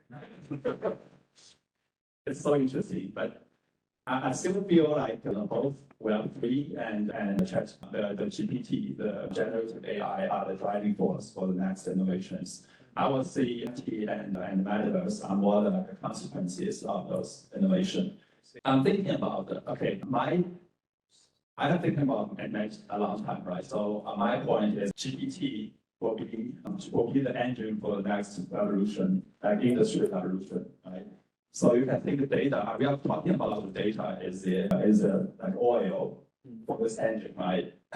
And so AI plus data is going to be like the working model for the next era. The previous business model is like you have the data, you have like in the Silicon Valley, Google Cloud, they have like a big query guys, right? Also, they have successful startups like a Snowflake. It's still they are building data warehouse for the data. Right? Those companies, if you store the data in the cloud, like Microsoft or Google Cloud, they have to provide a lot of APIs for you to analyze those data and pass those data, so that those data can be used by the third parties or their users. However, the GPT technology has changed the way to interact with data. So the data, people basically talking to the data by the natural language. So if you think about in the future, right, you store all your pictures on the cloud. Then you just ask the cloud, hey, could you please find the pictures I played soccer with my son 5 years ago, and just like draft an article for me, or like you are like a travel bloggers. You already, right now you have to take pictures and draft articles, but you can just tell the ChatGPT, hey, take the pictures for me and just write an article and post it on Facebook. So what's the real trend, mega trend? Just tell us the answer. The mega trend is it's Web3 and AI. Okay. Let's hear from Sam. What our views are. Okay, so I'm going to say none of the above. Okay. And here's why. Yeah. It's not new. I actually worked on Watson when I worked at IBM, and we built the computer that built Jeopardy. So that's been, what, 5-7 years ago? So ChatGPT hasn't just emerged recently. The change that we saw was, I think, the user experience, right? because the user experience changed so much that now people found a pain point. They're overworked, they need help, they need someone to support them, right? And so ChatGPT fits a customer problem and made it easier to use. And so I think that as we move forward, it's not going to be the technology that's the megatrend. I think the megatrend is always about what solves the customer problem the best and the fastest. Okay.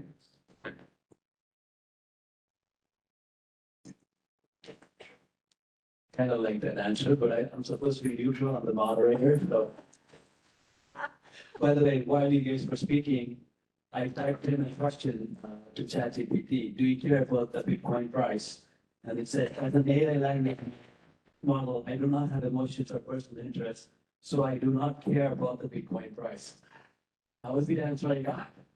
But okay, so now let's talk about how these emerging technologies, like if you were to group them all, it's all about digital transformation. That's right. All these different technologies and Web3 and Metaverse and AI. So I think you started on that, like how these things could like help in terms of, for example, in Metaverse, you could connect a generative API and have different avatars teaching the same content, or everybody in this room can have a different character teaching the same content. And that could be done. Also, not only that, not only the avatar, everybody can get customized content, because I think everybody in this room knows certain things certain way, and it's always better to have a custom content for effective learning. There are a lot of models about custom content and a linear teaching model, correct? So I want to stop the conversation. So do you think this kind of like combining multiple technologies could enable something even greater than each one of those technologies, what we could do with them? So I think you started with the conversational AI stuff and how Metaverse and all that. So we'll start with you. Yeah, I definitely think integrating different types of technology can build products and satisfy some needs that other people haven't done before, right? So for example, the breakthrough recently with large language models is easier for people to build tasks for specific domains. It opens up a lot of possibilities for people who do not have a lot of data to actually build models to solve certain problems. So for example, let's take interview as an example. If you want to practice job interviews, you can definitely talk to a chatbot or just type in. But to create a realistic environment, to add pressure, to add all these kind of seriousness of the context, it's probably best that you do it and actually talking to a person with a face, right?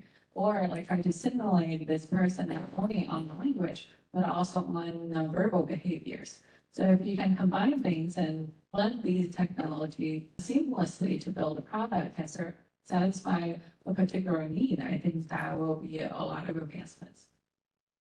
Sounds like it's back to the point about solving a real problem. Let's hear from Sean. Yeah, so certainly like a combination of technologies can help like authorize or even especially the metaverse is a combination of like AR, VR plus blockchain plus a lot of things.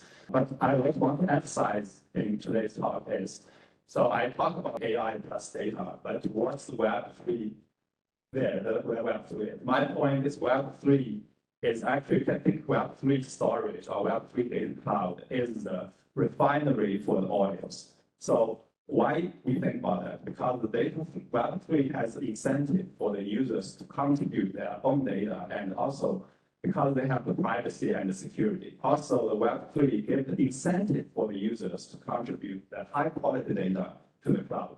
That's why the oil changed to gas, changed to some other products. And that's why I call this Web3 cloud a refinery of the oil, which gives the gas to the engine, to the ChatGPT.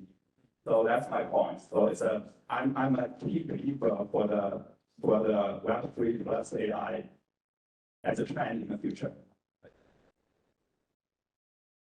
So I would also say that some of the trends that we need to really hit on is around the convergence of that technology, which both of you guys and even Ramesh talked about. But I see, how do you know when that new technology's really made it? Like, when does it go widespread or mainstream, or I heard someone yesterday say that the normies can use it. I think that part of that is when we have standards in place as well, because I think standards really help drive it. And Ramesh, that's what you guys do at IEEE, right? You have all these standards. For the metaverse to really work, we need faster networking and standards around that. For Web3 to work, we need standards around digital identity and what we're doing. And AI, we not only need technical standards, but we also have ethics, right, that we're dealing with today. I just read about the gentleman who was laid off from his job in the Netherlands. And so his wife worked and he was at home by himself and he was talking to ChatGPT all day. Did you guys hear about this? No. And finally, ChatGPT recommended that he take his life. Oh, wow. And so he did. Yeah, so they're actually suing OpenAI. She's suing OpenAI because, you know, it recommended that. So the question is, should it have ever recommended that, right? Is that the right ethics? The other one I also saw was this called AI hallucination. You guys heard about this? Yeah, I have. Yeah. So this is pretty interesting too. In my daughter's school, one of the teachers allowed her to use ChatGPT for her homework. And so she was asking it questions and everything, and it answered. And it not only answered, it gave her all these sources. It said, okay, this is a fact. Go find this book, look at this page, this quote. And so my daughter, who listens to my talks and said, I'm going to learn and be curious, I'm going to ask questions. She started researching a couple of those books. They didn't exist. So ChatGPT actually tried to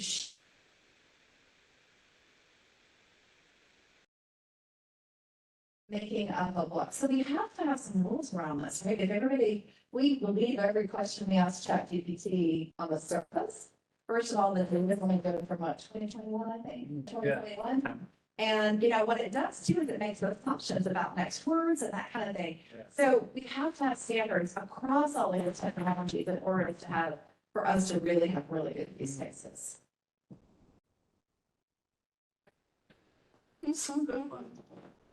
Gabe, we talked about some interesting points on the ethics side. We'll get to that one. Like along the lines of what you just Sandy mentioned about the story. Like, for example, we've been talking about primarily the positive side of it, but I think you started on the negative side of it as well. For example, Italy banned ChatGPT. Yeah, that's right. Yeah. I don't know if any country banned Metaverse yet. Of course, we all know many countries banned crypto. So we are talking about these technologies that are banned in some countries, like crypto. I think most of you guys know in this room, right? Cryptocurrencies are banned. I don't want to name any countries, but I'm sure several countries banned cryptocurrencies, and now Italy started banning ChatGPT. If Italy does it, the European Commission will start looking at it very closely because Italy is part of the They are already. EU is like all about data protection, consumer protection. They're really on the top of it, right? So most likely they're scrutinizing it. I said Metaverse. If you let me know if anybody banned Metaverse, but In my home, I ban. In my home, I ban Metaverse. No blocks, no Roblox. Okay, in your home, in your own world, or in your own country. Now, the question is, can we talk about the bad side of it? Sandy started talking about some of those sides, like hallucination, which, it is crazy, and of course, ChatGPT telling somebody to commit suicide, that's really crazy. And can we talk about the crazy side of these things a little bit? Yeah. Yeah, expert, that's Yeah, definitely. bad side of it. When I said crazy, yeah. Oh, yeah. So we do work on various issues. For example, I have projects on using differentiable privacy methods to protect the training data safety. So this is very simple. Like you use a lot of data to train a large language model. And if you release the model, some hackers can go from the model to infer the original training data. And imagine how much private information there will be. So we design algorithms that add noise into the training process. So there is a definitely trade-off between security versus the utility of the model. So of course we want to find a balance, and the model is still useful but safe enough. So there are other works that we have done. For example, reducing hallucination is always on one of the top popular research topics we all have. I have a paper with Microsoft Research on large language model companion. We're trying to use retrieval-based methods to help whatever large language model you have through human feedback and retraining with reinforcement learning. So researchers have been working on them, and we're aware of these issues. It's really about like how should we sort of deploy it in a safe environment so people who are vulnerable can not get access to them. But it's really hard, like OpenAI sort of already deployed it in the wild. It's really hard to really contain it back again. But I think like in terms of technology, people like me, we're really looking at, are there technological ways that we can improve it over time? It will be safer and safer.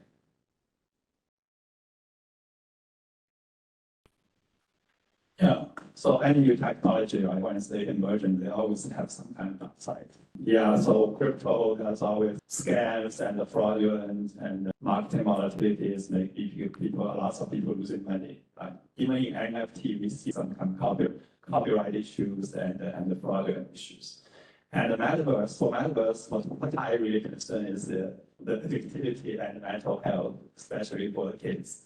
I do see like a lot of my son and his friends spend a lot of time in the games in the metaverse. So That's why you banned it. yes, especially something called the ninja or something.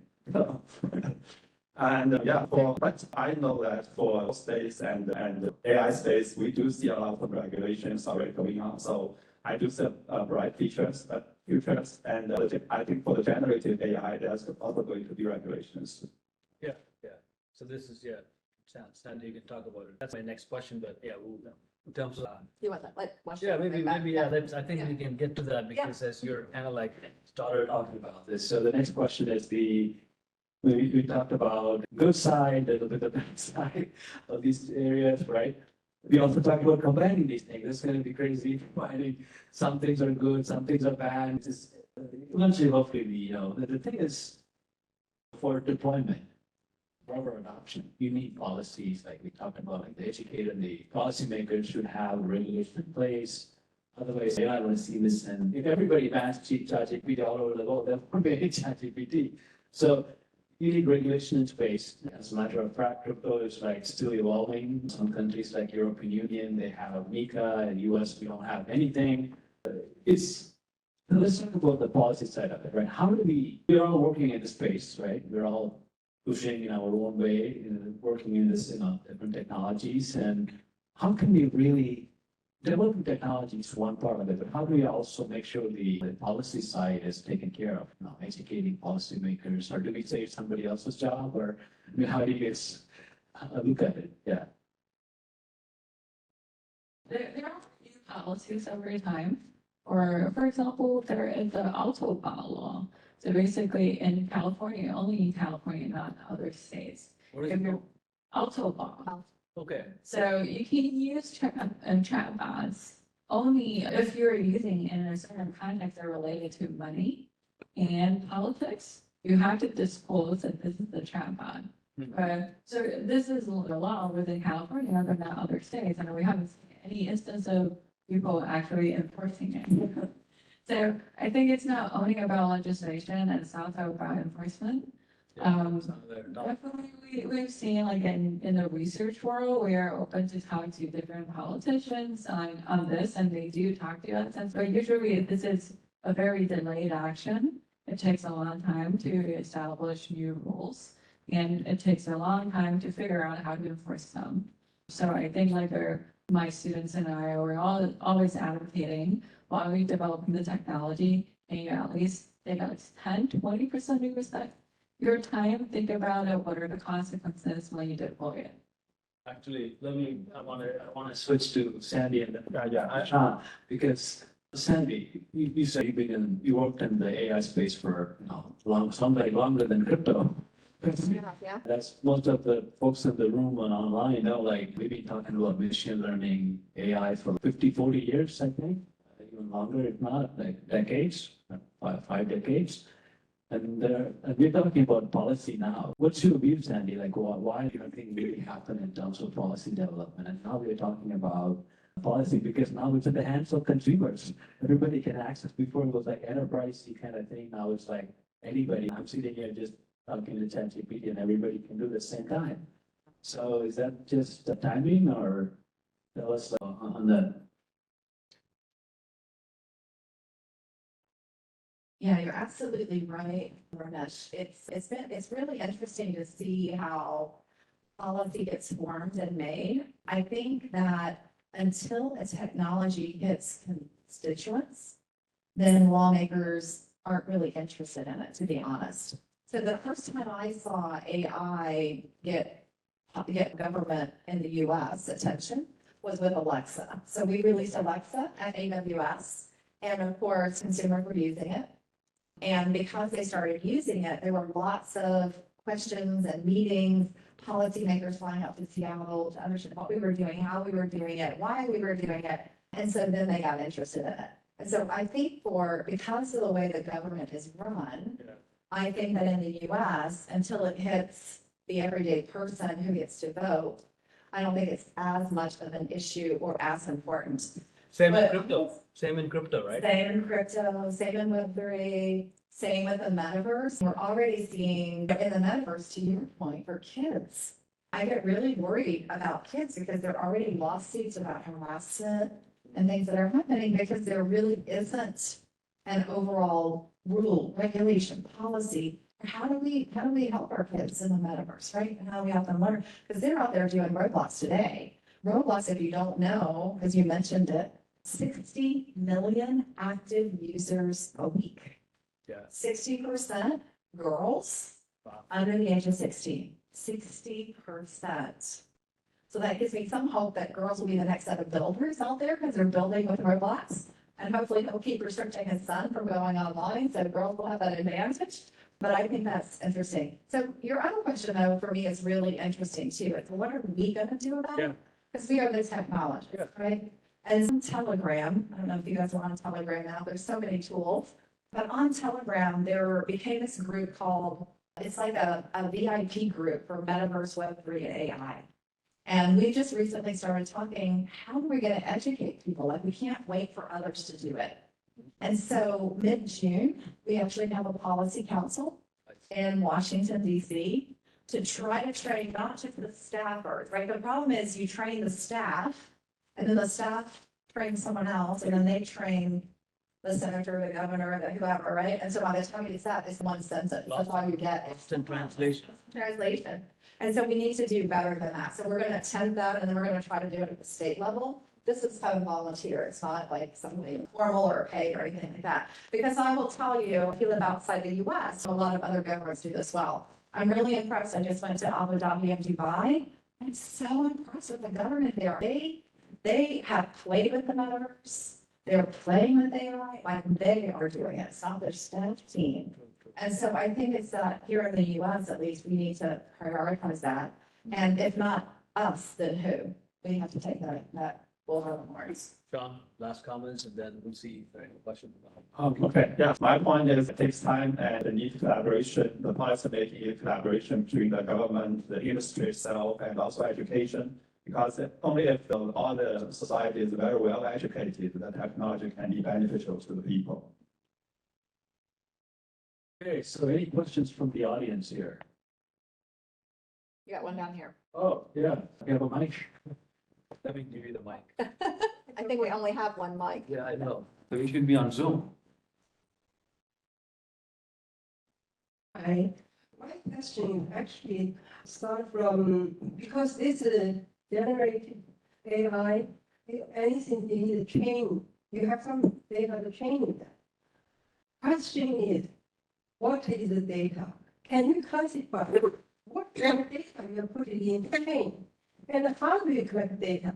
If you want to collect reliable data, you need a good sensor. But, I mean, I give you an example. You can use this deep learning also based on data, right? For industry process, for example, to check out the chip, semiconductor chip quality. And this helped a lot. However, if you the social media, I talk, you talk, everybody talk, put into training, that's what the machine gets. Then they can give you all kind of answer. I'm very sure the regulation will come next year, the president election, because everybody can make some story, put it there. the government had to be nervous about that. Yeah. Impact their thing, right? Yeah. That's the very good point. I know we're gonna talk about regulation, ChatGPT regulation next year, yeah. Let's start from you and then we.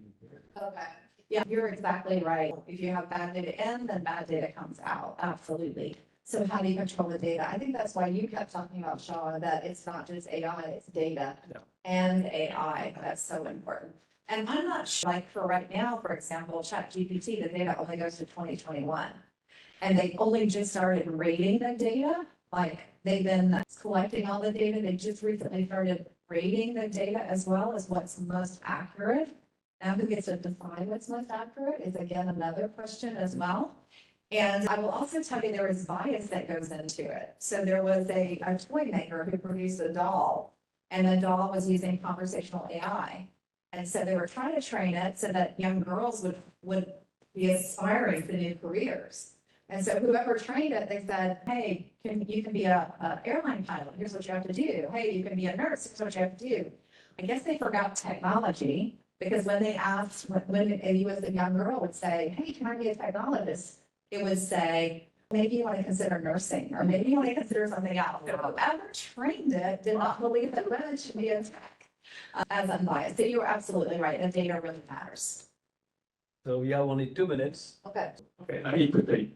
So I think the regulation for generally for about AI is difficult. It's always for the regulation, always for one vertical of the AI. Just think about like a very hot AI area, autonomous driving like 10 years ago, right? When Google first started this project, model parts, nobody cares, right? But whenever we want to really do the autonomous driving, then the regulation of the auto industry takes in, right? Then there we see this level 1, level 2, level 3, level 5, right? So I think that's going to happen for all other industry. When the AI going to into that industry is going to start the regulation for that effort. Comments? A simple comment is, for example, OpenAI is definitely using everything they can find online. And they're contracting companies to hire experts to write out instructions and outputs. So they did a lot of work to refine their data. And the same thing that everybody is doing right now. But still, like there will be a lot of variations and biases in the data. So the more general you want it to be, the more risk they run. Absolutely. Yeah, actually, closing comments, like we talked about data and Lisa talked about hiring contractors. It turns out, Time magazine reported OpenAI was hiring people from Kenya, $2 an hour, something like that, to create some on top, you get the point.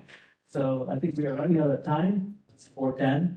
It's the next panel right now, so I'll stop here. Thank you. Thank you for the opportunity. Yeah. Thank you, all the speakers, Sandy, John. Picture. Picture, or take a picture. Can you take a picture? Photographer, okay. Oh, yeah. You can have the professional one too, or you could use my fancy camera. Maybe Pia If you'd can like use that. Yeah, there we go. Wait a moment. Here. 1, 2, 3. 1, 2, 3. 3. Thank you. Okay, one second. Professionals again, here with the flash and. You got it? Now we even more Yeah, professional right. camera. This is the real deal. Okay. Okay. Thank you. Now Thank it's you. the last Thank second. The Columbia Business School really quick? I'm sorry? Do you want one with the Columbia Business School really quick? Yeah, let's do it. See. I think they've got another panel coming too. There we go. Yay. Who's the moderator? Rob, you are the moderator. Thank you. Thank you, everyone. Thank you, Ramesh, Sandy. Yeah, thank you. Sure. Can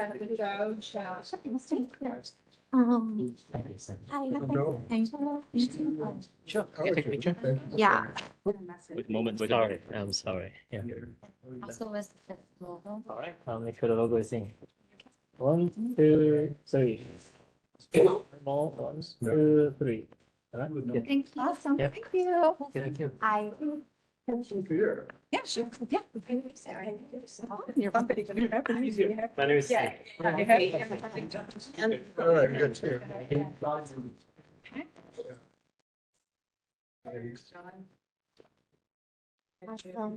Thank you. I think they're just the three of us. I know Dirk and already they were here. Yeah, exactly. We have it from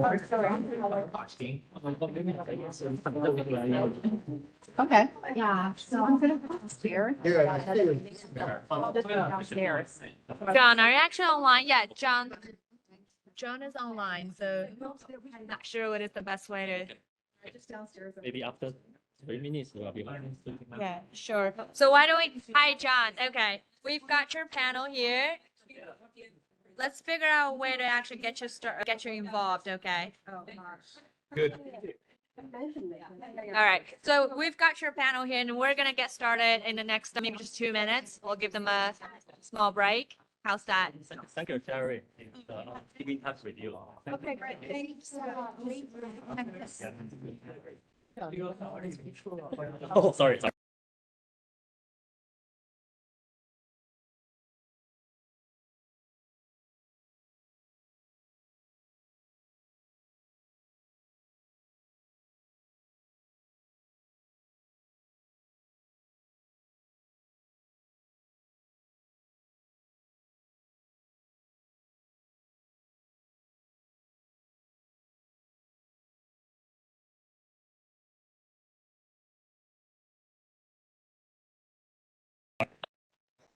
Hi, John, can you hear us? Okay, can you try to unmute yourself and say something? And we just wanted to try out the mic and see how clear we can hear you here. Sure, testing. Nice to meet you. How are you? Happy Friday. Keep Hello, it Rob going. Fish. Rob Fish. All right, this is the Rob maximum. Fish. Okay, he's there. So I'll try out.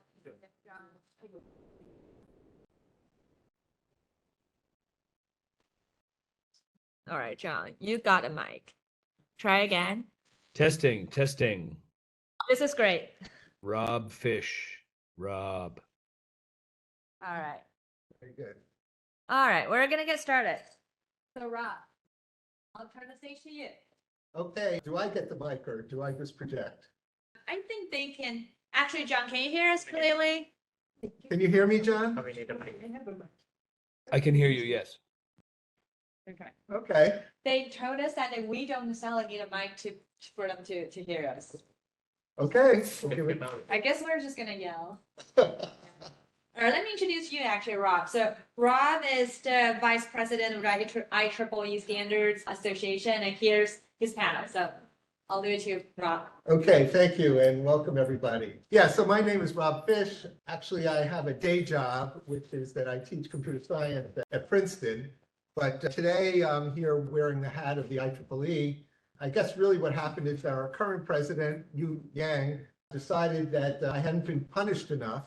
And so as a past president, he asked me to do this panel. And so I'm really happy to do that. So today we're really lucky. We're going to have some discussion on metaverse and climate change. Climate change or sustainability is one of the, or maybe the premier issue that we have to deal with going forward as a society, as a country, as globally, really. So really, if there's some way that metaverse can help or at least not hurt, then we should definitely take that path. And maybe I'll say a few things later, but right now I'd like panelists to introduce themselves. So C, would you do that? And loudly. Sure, absolutely. So my name is C. Can people in the back hear me? Okay, sure. So ABC, just call me C. Very easy. That's that, yeah. And that's why when I come to Colombia, I feel I'm at home. The abbreviation of Colombia is C. So every time when I did my business school here 5 years ago, every time I saw people wearing hats and a t-shirt, all have a big C on that. I think I was very, very happy, yeah. So briefly about me, I'm the general manager for the Glimpse Group on their Glimpse Asia. So I took the lead on their Asia strategy and their operation. And also I am the general manager for their D6VR, which is a subsidiary under the Glimpse Group. And D6VR, we provide virtual reality application for data visualization and data analytics. So just imagine, instead of looking at data, your pie chart, your line on the 2D boring screen, you look at that in a 3D space, like right in front of this classroom, right in front of you. That is what we try to do, like the next stage of data visualization. Before the Bloom School, like 2 years ago, I spent more than like 15 years in the finance industry, from investment bank to hedge fund to the Federal Reserve. That's probably a more special one because I was probably the only Federal Reserve employee at Columbia Business School on my year. And yeah, so yeah, basically from buy side, sell side to the regulator. So actually I do have some regulator perspective if some of you want to share as well, even though it's finance regulator, but I'm sure there's some common ground. Yeah, we did talk about blockchain. We did talk about cryptocurrency when I was at the Fed. We have task force about that too. So there's some insight. I'm not going into too much. So we'll go to Julie now. Hi, everyone. Good afternoon. First, I want to thank everyone who worked to make this important discussion possible. And I agree with you that this is the real challenge of our generation, combating climate change, among other challenges, but an extremely important one. And I want to thank all of you for being here on a Friday afternoon that's so gorgeous outside. You have your priorities straight here, I think. So my name is Julie Grimes Waldorf, and I am the General Counsel and Vice President for Business Development at Carbon-Base. And Carbon-Base was delighted to work with IEEE and to attend your first meeting of the Planet Positive 2030. Yeah. And our CEO, Matt Song, is the co-chair of the Forestry Committee. And we're also delighted that we'll be working with IEEE on the new standard regarding measuring and verifying the reduction of greenhouse gases. And Matt's one of the co-chairs on that working group. Now, as for my background, after Harvard Law School, unfortunately, people weren't wearing C's, they were mostly H's. But after law school, I clerked for a federal judge on the Fifth Circuit Court of Appeals. Then I practiced corporate law at one of the top international law firms. After that, I was general counsel of the Vitamin Shop, which you probably see around New York City and all over, and then of Ford Models, the modeling agency. I've been a trustee for China Institute for over 12 years, and I have a deep interest in the US and China working together to combat climate change, which has led me to my current position at Carbon-Base. Carbon-Base is building the first carbon registry in Asia, and we're working together with ImpactX to do that. Now, the current carbon registries are all in Europe and the US, and it's really important that Asia have a carbon registry, especially since over half of the carbon projects on the registries are from Asia. But the problem with the old registry is that they're like dinosaurs and largely paper-based and very expensive, very slow, and just really not accessible to most people around the world. The carbon registry that Carbon-Base is building for Asia is blockchain native, so it will have the transparency and eliminating double counting. It will be much faster and turn around with much lower fees. We'll be leveraging all kinds of technology like satellite imagery to help verify the carbon credits, and also leveraging other types of climate tech to ensure that the carbon credits are of high quality. Okay, thank you, Julie.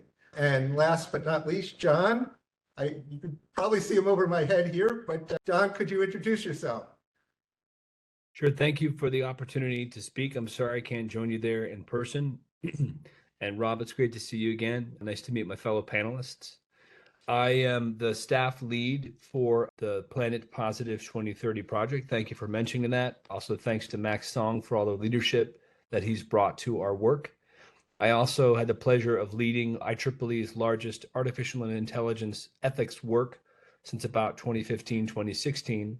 Part of that work was actually creating a chapter on what we called extended reality, pre-metaverse days.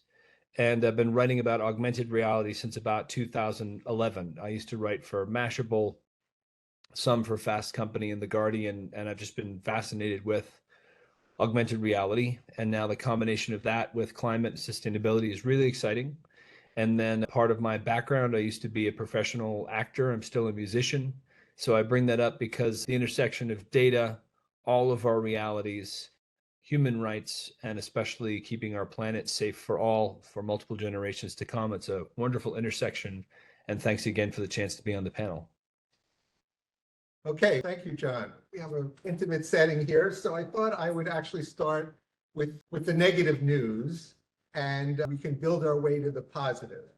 Maybe I could ask the panelists, in terms of what is perceived by the public, what are the problems with sustainability of the metaverse? Could you just say a few words about that? Maybe Julie, can you start? Sure. I think the metaverse has some exciting possibilities for curing climate change. However, if the metaverse is powered by energy sources that are non-renewable, it could have the opposite effect and really accelerate climate change even more and be a driver of climate change. As the metaverse continues to expand, it's going to require more and more infrastructure. So that means a lot more servers, many new data systems, data centers that need extensive cooling to keep the servers operating well. It'll need a lot more internet connectivity and new technologies, and all of that will consume a tremendous amount of electricity. So that's part of the bad news. And that's why it's going to be so important for the developers of the metaverse to make sure that it is relying on renewable sources of energy, like solar, wind, hydroelectric, and whatnot. And also, all of this new infrastructure is going to have other challenges in that the company make sure that the data centers, the servers, the networks are all energy efficient, which if they're not, that will be another big problem that the metaverse brings. Okay, thank you. See? Sure, just add a little bit to what Julia said. Some of you might be familiar to that. Actually, if you don't take a guess, how much energy does it cost when you search in Google? One keyword, how much that one search will take in terms of energy that Google will go back to the data center, sending the command, search its data center, and then send back. It takes a tremendous amount of energy, but take a guess, how much energy does it take? Anyone want to? And we want the answer in kilowatt hours, please. Okay, that's an engineer point of view. All right, I will throw out the answer then. So they have, maybe my data or my number have been outdated, but it used to say that to search in Google will be enough energy for you to boil a kettle of hot water. So think about if people search 10 keywords, how much water that it can boil. So think about the metaverse. As Julia mentioned, it is powered by the data center on the back end and also a lot of like computer graphic processor. The energy they require is only more. And so this is a tremendous amount of energy that you can think when the metaverse, they're building up more and more, there will be only more and more energy, more and more carbon footprint will be generated for this as well. John? Yeah. Do you have anything, or should I ask another question? No, it's the negative side, right? The things we're concerned about. And can you hear me okay? Is it still coming through? Okay. I think for me, the movie WALL-E gives the sort of first kind of sense of what can happen when we put on the VR, AR equipment. We just get tethered into whatever physical system will keep us alive. And I think that image is a very compelling storytelling narrative from that film, if people remember that film. And like along those lines, I think there's this potential that we could not stay focused on the actual real nature and environment and the physical world around us, where we are digitally or virtually or metaversely inclined. So I think those things are what are all these beautiful tools can enhance our love of nature. And of course, I'm sitting in front of a fake background right now as we speak. And what's funny is it's a nature background, but it's through a window. It's like triple digital, which kind of cracks me up. So I think there's just a recognition that the joy of nature, and more importantly, the ecosystems we have to protect, are always available to all of us around the world, no matter what technology we have access to. Yeah, so I think we've heard two perspectives on the bad side of things, or the negative side of things. One is that the computational power that is being brought to the metaverse takes electricity, and it takes a lot of it. And so from a technology perspective, we need to think about how to lower that power use. Now, there are positive things you can say, for instance, that the amount of electricity per logic gate has continued to go down, but the problem is that with Moore's law, the number of logic gates keeps going up. So that hasn't really helped us. And then I think John raises a really good point, so that if we live in a totally artificial world, we begin to neglect or don't notice the degradation of the substance or material world that surrounds us and that actually sustains us. These are two things to think about in terms of two aspects that we have to deal with regard to sustainability and the metaverse. Okay, so that's all the bad news. Unless anybody in the audience wants to add any more bad news. One more piece of bad news. Okay, go ahead, Julie. So I'm going to have a lot of good news later, but also to access virtual environments, you often need substantial hardware, like you'll need VR goggles and controller and other accessories. Maybe you'll need to upgrade your computer. And to produce all of this hardware, a lot of around the world, and then they're transported across the globe for assembly, and that also produces a lot of pollution and greenhouse gas emissions. So that's going to be another area where metaverse developers need to focus to make sure that the hardware is made with sustainable materials as much as possible, like recycled materials and biodegradable, whatnot. So the notion of circular manufacturing, so we don't think about digging every place. We already have so much e-waste, and I think we'll have a lot more. Yes. Very good. Okay, so these are, I guess we can categorize three things. Oh my goodness. Oh, please, we'll make room for you here, Ori. I have a chair ready. Okay. All right, why don't you sit here? Thank you. Out of the metaverse into the real universe, we've gotten our fourth panel member. So I'm going to ask him to introduce himself for the new audience we have. Go ahead. Hey everybody, my name is Ori Inbar. I did a presentation earlier today where I mentioned I got into the space about 16 years ago as an AR startup entrepreneur. Then started AWE, which is today one of the largest communities to help advance AR and VR. And also started a fund called Super Ventures that invested in early stage AR and VR startups. So really fully entrenched in this and really excited to be here today. Okay, thank you. So we've already started, I'm sorry, but my bad. And talked a little bit about some of the downsides to sustainability and climate change with regard to the metaverse. And now I think we'd like to turn towards some of the positive sides and see whether or not we can dredge up enough to overcome the negative. And so maybe, Julie, would you like to start? Oh, sure. I said I would have some positives. And one of the exciting positives in regard to the new metaverse technology is in educating people and educating them about the urgency of addressing climate change. The metaverse is a very compelling platform for doing that. It can immerse people in virtual worlds, and it could, among other things, teach them about sustainability practices, let them visit endangered locations virtually, immerse them into testing out different scientific theories regarding climate change. The metaverse is a really powerful tool for educating people about the science behind climate change and the impact it has on the planet and how we could mitigate global warming.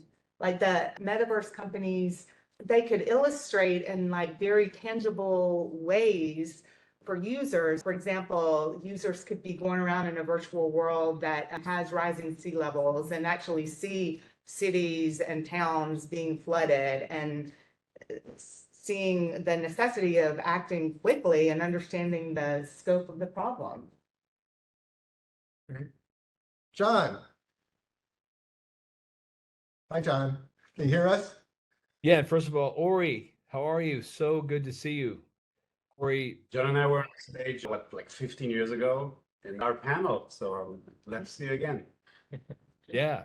I was going to the stage, but let's say what's the name of the production?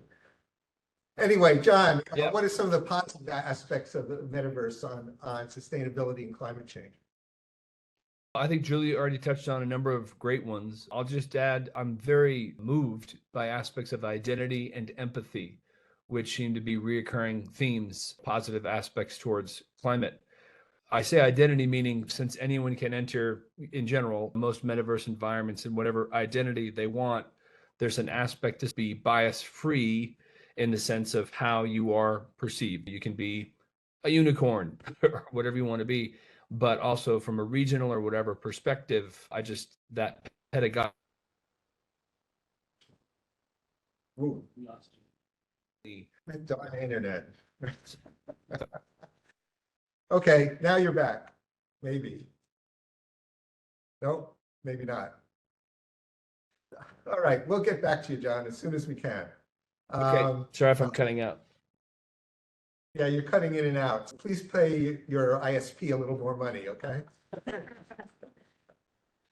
Unless it's IEEE, in which case. No comment. No comment. Okay.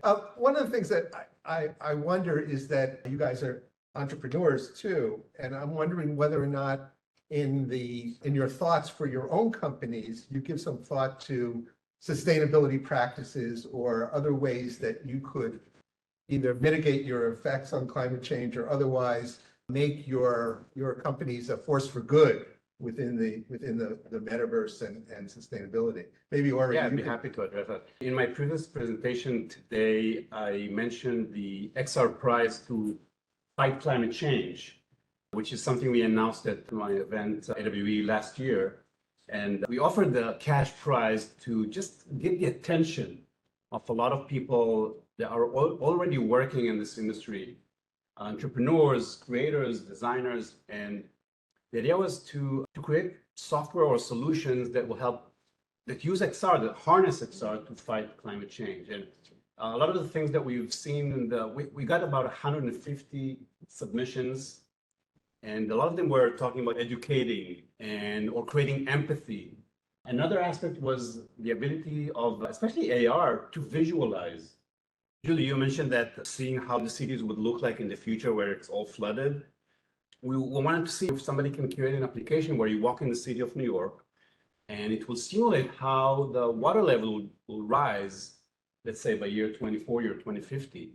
And what it does, it creates this visceral reaction to climate change, something that is really hard to communicate when scientists or activists talking about the threats of climate change. You can't really grasp it. And that's why it's really hard to activate people all over the world around it. But once you see it, once you see the effect of it, I think everyone can become an activist instantly. So that's something that we've really been focused on since last year.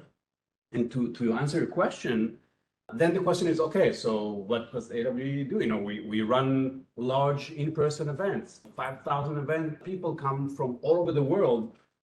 They fly, they emit a lot of carbon emissions. So how do the two things sit together? And that's why we decided that we have to go carbon neutral, which means that, first of all, we're trying to apply sustainability practices on the event itself, avoid waste, reduce the amount of electricity, amount of paper, and all these kind of things, and have more sustainable foods. We offer t-shirts to speakers, so more sustainable t-shirts. So it's really looking at the whole picture. But again, what do you do with the fact that thousands of people take flights from all the way from Asia and Scandinavia and come to our events? So we decided to take a leadership position here and purchase offsets, carbon offsets.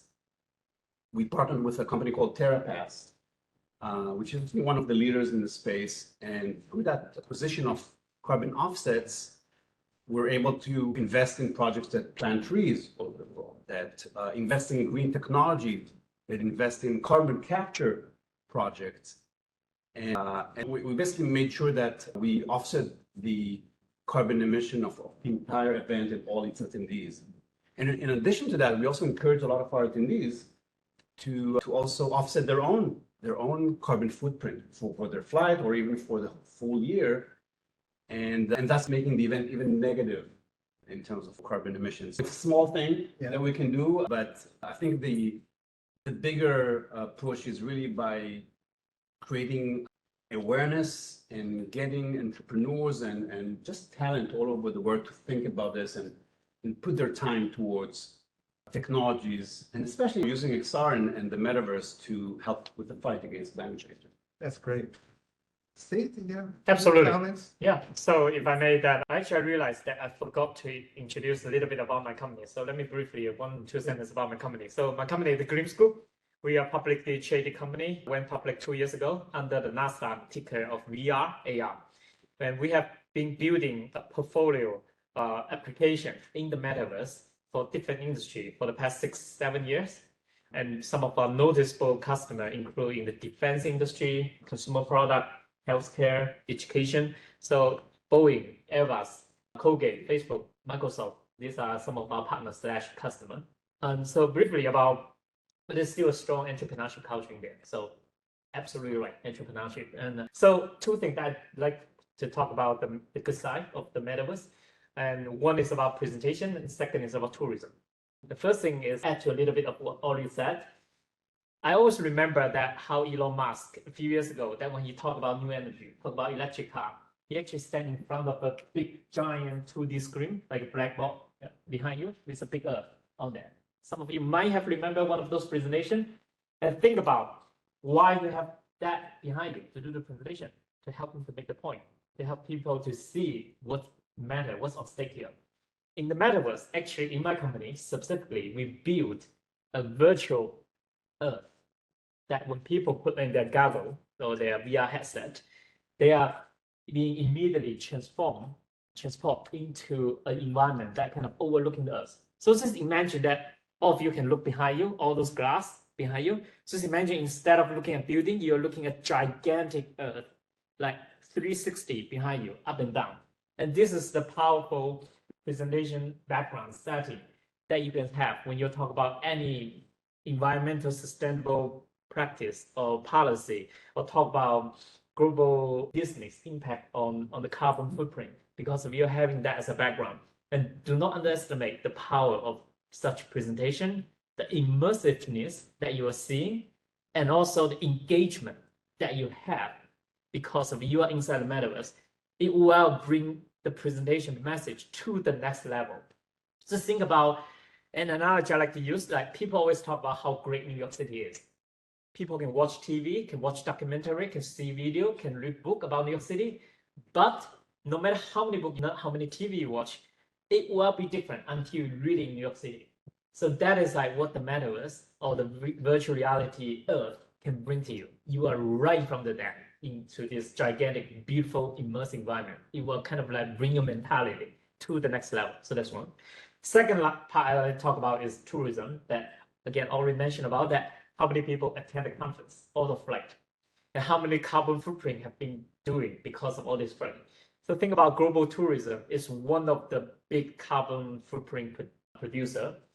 Because of you are in this metaverse, again, this is 2 steps beyond what you can do on the documentary or the video, is bring you into this immersive environment, 360, and you can interact with. So a lot of the tourism need can be satisfied, or even people who either it's too expensive for them to travel, or people who cannot travel either because they're too young or too old or too sick. So all this tourism. I think I'm just going to end here, and there's so much to talk about, and I'm happy to share after the session. Okay, good. One thing that you didn't mention was that from the earliest days of let's call it remote video presence, there's been both the pros and the cons. That is, people have tried to imitate or create the analog of a in-person conversation among a group of people. And right from the 1970s, and I'm reluctant to say how long ago I started working in this area, but they said that it was going to displace travel. So companies should invest in picture phone, which was a product of the very first company I ever worked for, Bell Labs and AT&T. And it didn't work out that way. But I'm wondering whether or not today we see the light at the end of the tunnel where the metaverse can actually give you that sense of presence so that you don't need to show up in person. Maybe, do you think that's possible? I hope so. Hearing about some of the things you've said, I can imagine that it would be way more engaging than Zoom. A conference on Zoom could be a little boring, but I'm thinking about in the future, hopefully, through the metaverse, it could be extremely engaging. And combating climate change, there's going to be a need for so many different groups to come together, scientists, policymakers, the public. And I think the metaverse offers all of these stakeholders a way that they can gather and trade knowledge and collaborate for solutions without the emissions caused by travel. And you mentioned earlier about companies working on their sustainability strategies. They could work with environmental organizations like Carbon Base. We're happy to work with companies. Why don't you say a little bit more about what Carbon Base does? We, in addition to working on the carbon registry, we also consult with companies and whatnot about their strategies for being more sustainable. And we're planning on using the metaverse to also inspire individuals to reduce their carbon footprint. We already have the carbon footprint calculator, and I think that will be more effective on the metaverse. And another thing we're planning on doing is giving incentives to people we're going to be having a token that you can only get through sequestering carbon. And we'd like to create a whole monetary system based on that. There's a movie coming out pretty soon about it. I won't spoil that. But Delphine Chen had written a scholarly article about it. And yeah, I think you'll see that coming down the line. I wanted to highlight actually probably one of the most commonly used AR use cases with smart glasses. Yeah. It's called remote assistance. And if you look at the last 10 years or more, it's been used by hundreds of thousands of workers all over the world. Even Google Glass, which people thought it was dead, has been used up until recently for these kind of use cases where we have someone in the field trying to fix a problem. It could be electric boards malfunction or some water pipes that need fixing, or just maintaining some aspect of a factory. And they struggle. Initially, they can get in their glasses, whether it's overlaid on the real world or in heads-up display, they can get information about how to solve the problem. But in many cases, it's not in the book. So that's when remote experts come into play, where you have an expert sitting in the back office and can support from that location a bunch of people in the field without the need to travel. So, it saves a lot of carbon emissions, but also saves a lot of expenses for this company.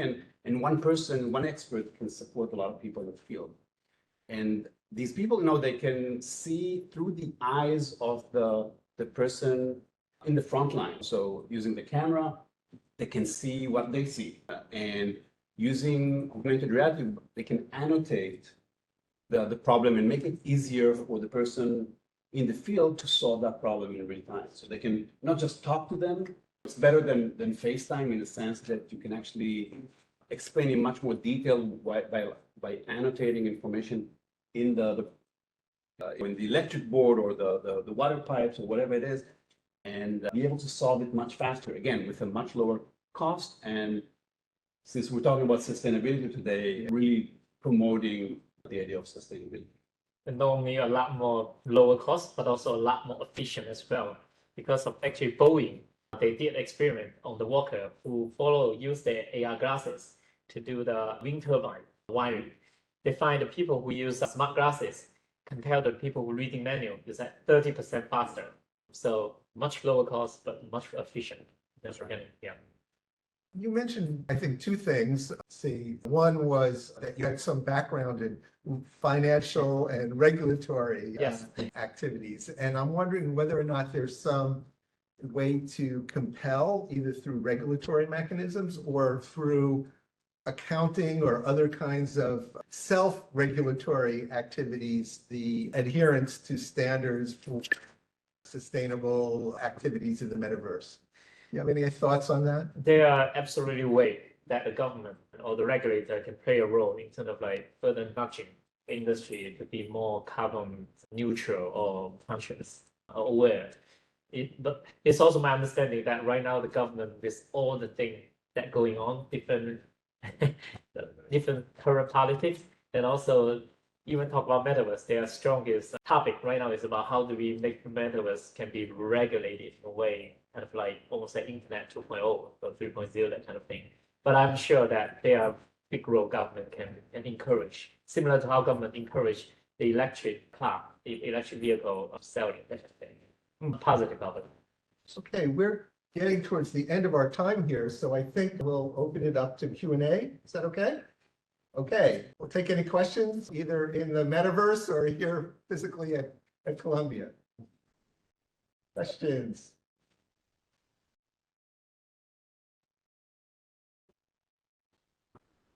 Do we have anything online? I can't see the little chat box there. I see some chat. I don't know. I can't see it though. This is like a Ponzi scheme. Maybe it's for this session. Oh no, that's the first one. Yeah. So one of the things that, just picking up on that regulatory theme, is that accounting companies who have to account for their assets, and they have to write in their books every year what an asset is worth. And I'm wondering, people have talked about stranded assets in energy and oil and gas and things like that, but it's very abstract. I'm wondering whether or not there could be like some kind of simulation or other ways of displaying where we are in terms of the assets or the liabilities of a company that is not operating in a sustainable way. I hope so. You may have more knowledge on that. On a personal level, I hope that the metaverse will help show people what they need to do on an individual basis as well. I'm very optimistic about climate tech and how that can help us, but companies and individuals also are going to need to consume less. And I think in the metaverse, we could have models that can show you the difference your actions make. If you're having a fleet of electronic cars or trucks versus electric versus gas driven, or the effect of companies or individuals installing solar panels on roofs and how much that can decrease the greenhouse gas emissions, and seeing what different groups of people do positively and negatively. And then hopefully that will influence companies and individuals to behave in ways that have more positive effects on the world. So I think we've really got to work together very diligently to make sure the metaverse helps to remedy climate change and not accelerate it. The concept of digital twin Uh-huh. is picking up a lot of steam. I think every single business out there is already just thinking about it. It's not implementing it. And it's really, the concept is really simple. You want to create a digital copy of your physical location. It could be a facility, it could be a factory, it could be an office, it could be a Boeing, an engine, or whatever it is. And then simulating all sorts of things on this digital twin. So instead of doing it in the real world, instead of building a model for a car out of clay, you can do it with a digital twin. And that saves a lot of money. People can collaborate on it from different places. So again, you don't have to travel, you use a lot of the waste associated with it. And I think it's almost becoming a standard thing that every, at least large company is thinking about. Quickly about the digital twin, that one of our use case, one of the actual product that we build is a car showroom that help the car dealership.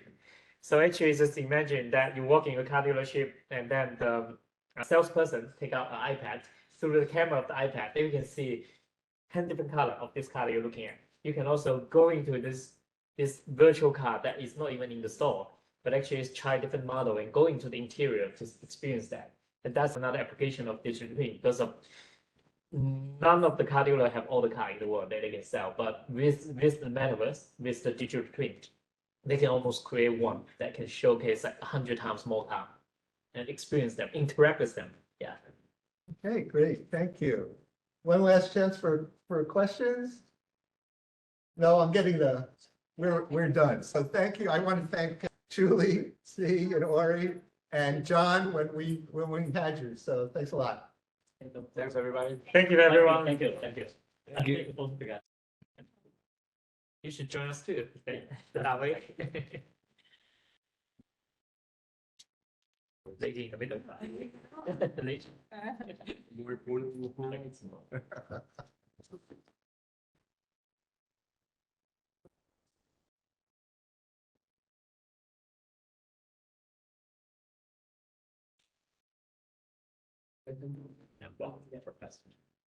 Professional. Yeah. Who do we look at first? Lady first? Okay.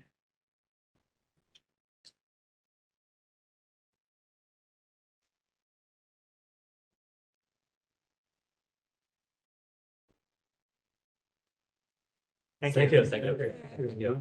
Thanks so much. Me too. Nice meeting you. I am. Very exciting.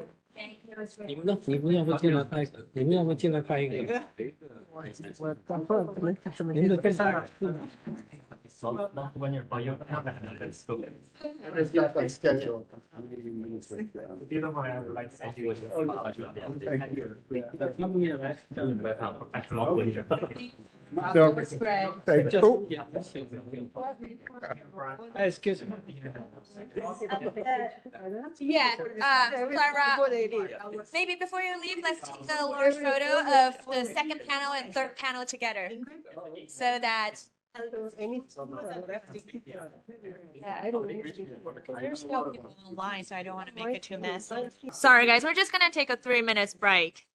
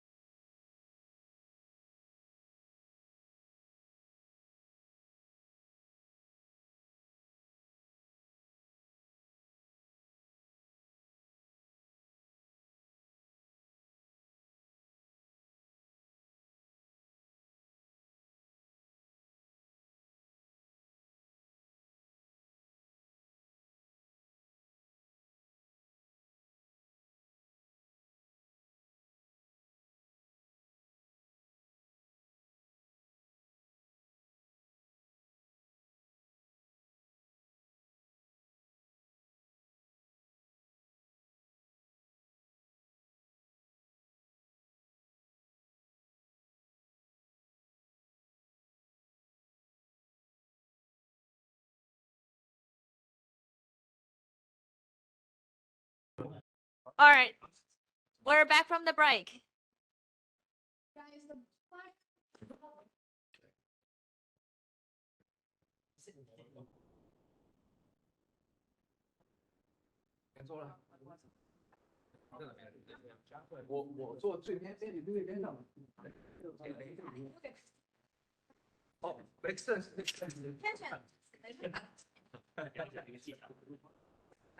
Alrighty. So last but not least, this is one of my favorite panel because the name of it is the Young Pioneer in the Metaverse. I don't know what is the definition of young pioneers, although I think we're all midstreams, but we'll take it as a compliment. Okay, so let's get started. Please allow me to introduce our amazing panel today from, I'm sorry, I didn't get the order right, but Dr. Charles, co-founder and CFO of BCE, Forbes China 60 Outstanding Chinese in North America, 2022 awardee. It is our pleasure to have you. Welcome, Dr. Charles. Hi, thank you. Yeah. All right. Henry Yan. Henry is the co-founder of Metaverse AI, a company that focuses on AI-powered digital human avatars. He's also an ex-product manager at Meta and venture investor at Baidu Ventures. Welcome, Henry. Thanks. All right, Kelvin.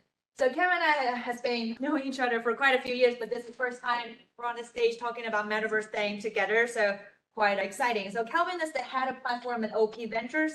OP is a crypto fund with 50 million AUM, invest primarily in pre-seed and seed stage projects across verticals like DeFi, infra, Metaverse, and social fi. Kelvin is an alumni here at Columbia Business School, so call it home. And yeah, I really look forward to our conversation. So welcome, Kevin. Kelvin. Yeah. Jack, last but not least. And Jack is a co-founder of Aspecta. Aspecta builds AI-powered digital identity ecosystems for individuals and third-party applications to store, transfer, and utilize data across Web2 and Web3 spaces. Before Aspecta, Jack was a VC investor in Gen Fund and the founder of Yale Venture Club. So welcome, Jack. Thank you. All right. And last but not least, a little bit about myself. My name is Jacqueline Dane. I am the manager partner of SES Asia Investment and also co-founder and CFO of Web3 Report. So we're going to sponsor a happy hour tonight. I wish to see some of you guys there. Alrighty, so we're gonna get started. We have a couple questions lined up that is around the Web3 ecosystem, the legal and regulatory trends, the integration application of AI in Web3 and Metaverse. How does NFT play in a role into fitting the whole thing? And from the VC perspective, investment perspective, what is the criteria they look into? They pick deals in a space, and a little bit more on the incubation experience and the entrepreneurial experience from Jack. So let's get started. Dr. Charles, the first question is to you. Okay. I would like to hear something from you about how do you define the Web3 space ecosystem, because you're building an ecosystem here, right? And how does it look like right now? What are some of the most important features and players in it? And maybe you can share some of the latest trends, and maybe you can just toss in some of the legal and regulatory trends as well. And also after that, I would love to hear from Kelvin from the investor perspective of the same thing, but a different perspective. Yeah. Okay. So I believe that like Web3 ecosystem is actually quite broad, and I don't think it's well defined a concept, right? So because everybody maybe have its own definition, but in my opinion, like essentially we call Web3 is if you compare to Web1 or Web2, right? I think previously some speaker in the early afternoon shared his opinion about like Web3. So like for example in Web1, probably you can just have a big audience, right? There's one way. No information exchange, but in the Web2, there's you have the right to read, and also the right there's an engagement among the communities, and the Web3 probably you have ownership, and also there's a more community-driven ecosystem. I believe so actually. So I believe like in Web3, usually we define that there's an ecosystem or like more like economic model for the users can also benefit from the growth of the ecosystem itself or the platform, right? Not just the investors or the platform itself, they can benefit from that. And also as a user, you have the ownership of your data, you have ownership of many like the different kinds of digital assets, then you can make true decisions on these issues. And also as a community. Everybody in this community, they will rely on each other, collaborate each other, and also have a much more like fair ecosystem for them to get reward based on their contribution to this ecosystem or to this community. So this is my opinion. And also my first job actually as a lawyer. So I served as a fellow at the Columbia Law. So I was really happy to be here. So I believe in Web3 ecosystem. If everyone want to play some role in this industry, you can be a professional. For example, you can provide a legal service or like financial service or like auditing or like many other kind of service, right? You can be a professional. We need those guys to do a lot of stuff. And also there's infrastructure, right? So basically like you can think about blockchain itself, right? And many other kind of, for example, MetaVerse, right? So like wallets or like security issues or many other kind of technologies provide the infrastructure for this ecosystem to work, right? And also there's like a layer of applications, right? You can think about like different use cases and different, for example, small applications to allow different users to have a different user experience, right? And also, and last, probably we need like capital, like for example, like investors here, right? And also in Web3, actually the definition of investor, I think is really broad, right? You can be an institutional investor, right? Like VC, but also you can be an early adopter. Usually you can get some, and many projects in Web3 actually received many other kinds of tokens as investments. And also you can think about like NFT, right? Sometimes like you can also raise money by NFT, right? So I think so this ecosystem is really broad and provide a lot of opportunities for participants to join, especially at this stage. Yeah, so this is my takeaways. Totally. Thank you so much. And as a lawyer, I guess you are probably the best person to tell us a little bit more about the legal and regulatory trend around the space. Yeah, sure. Okay. Yeah, I can also like talk about this part, and I love this part actually. So when I was doing investments, like back into 2017 and 18 in the Web3 industry, at that time, that's what like ICO. ICO was hot, and at that time, the lawyers, attorneys in Silicon Valley, actually, I don't think many of them really understand what token is. And we have a lot of discussions about whether tokens are securities or not, right? Whether they're commodities or not, right? Is it legal or not legal to use ICOs, right? Or like issue tokens.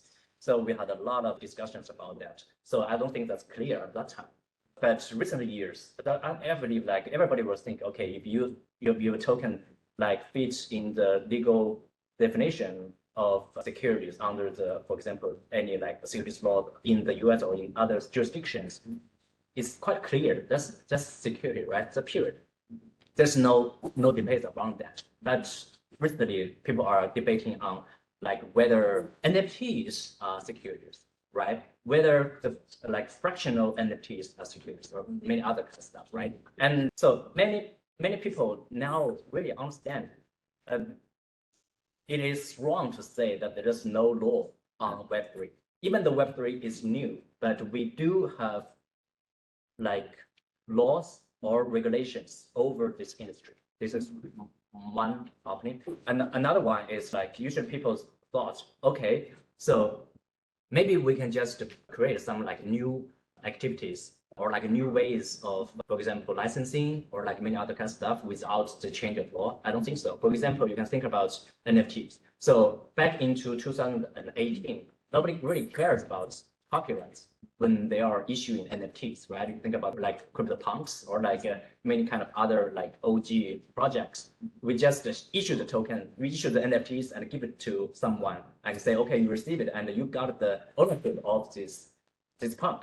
But what do you mean this punk, right? What do you mean by own this like NFT? Do you have the ownership of the copyright? No, usually you only have the ownership of the copy, right? It's so different like concept. And if you don't really have the copyright, probably the value of NFT will be like much less, right? And after that, for example, projects such as Bored Apes, They are now, they were saying, okay, I'm going to give you a commercial license of this underlying IP, right? Underlying copyright. And I think that's a step further, right? And also people are talking about like C00, right? To copy many, like CC0, right? To like copyright, to share the copyright with among all the NFT owners or like to the public. I think there's many like new concepts like trending when this industry is developed, right? And at the same time, I believe maybe we also need the legislatures to think about how can we make the law reformed to embrace this trend and to allow the industry to be more efficient based on the development of technology and also business models and to benefit everyone. If we can really make, for example, copyright licensing, right? If we can really rely on the smart contract, if we can really rely on the transfer of key to make the license working, why not? We can save a lot of legal fees or attorney fees for the projects or for the investors or for the users, right? We can make the law enforcement much more efficient. Probably have to stop you here and just for the sake of time. And it's always the interesting difference between how the legal framework are formed between across Web2 and Web3 space. I'm Kelvin. Then I would love to hear about your perspective as a VC investor in this space. What do you think about how is the ecosystem looks like right now these days? And you can talk about different verticals actually. Sure. Okay. I'll touch a little bit, and then I do want to come back and direct the discussion a little bit. It's very top of mind.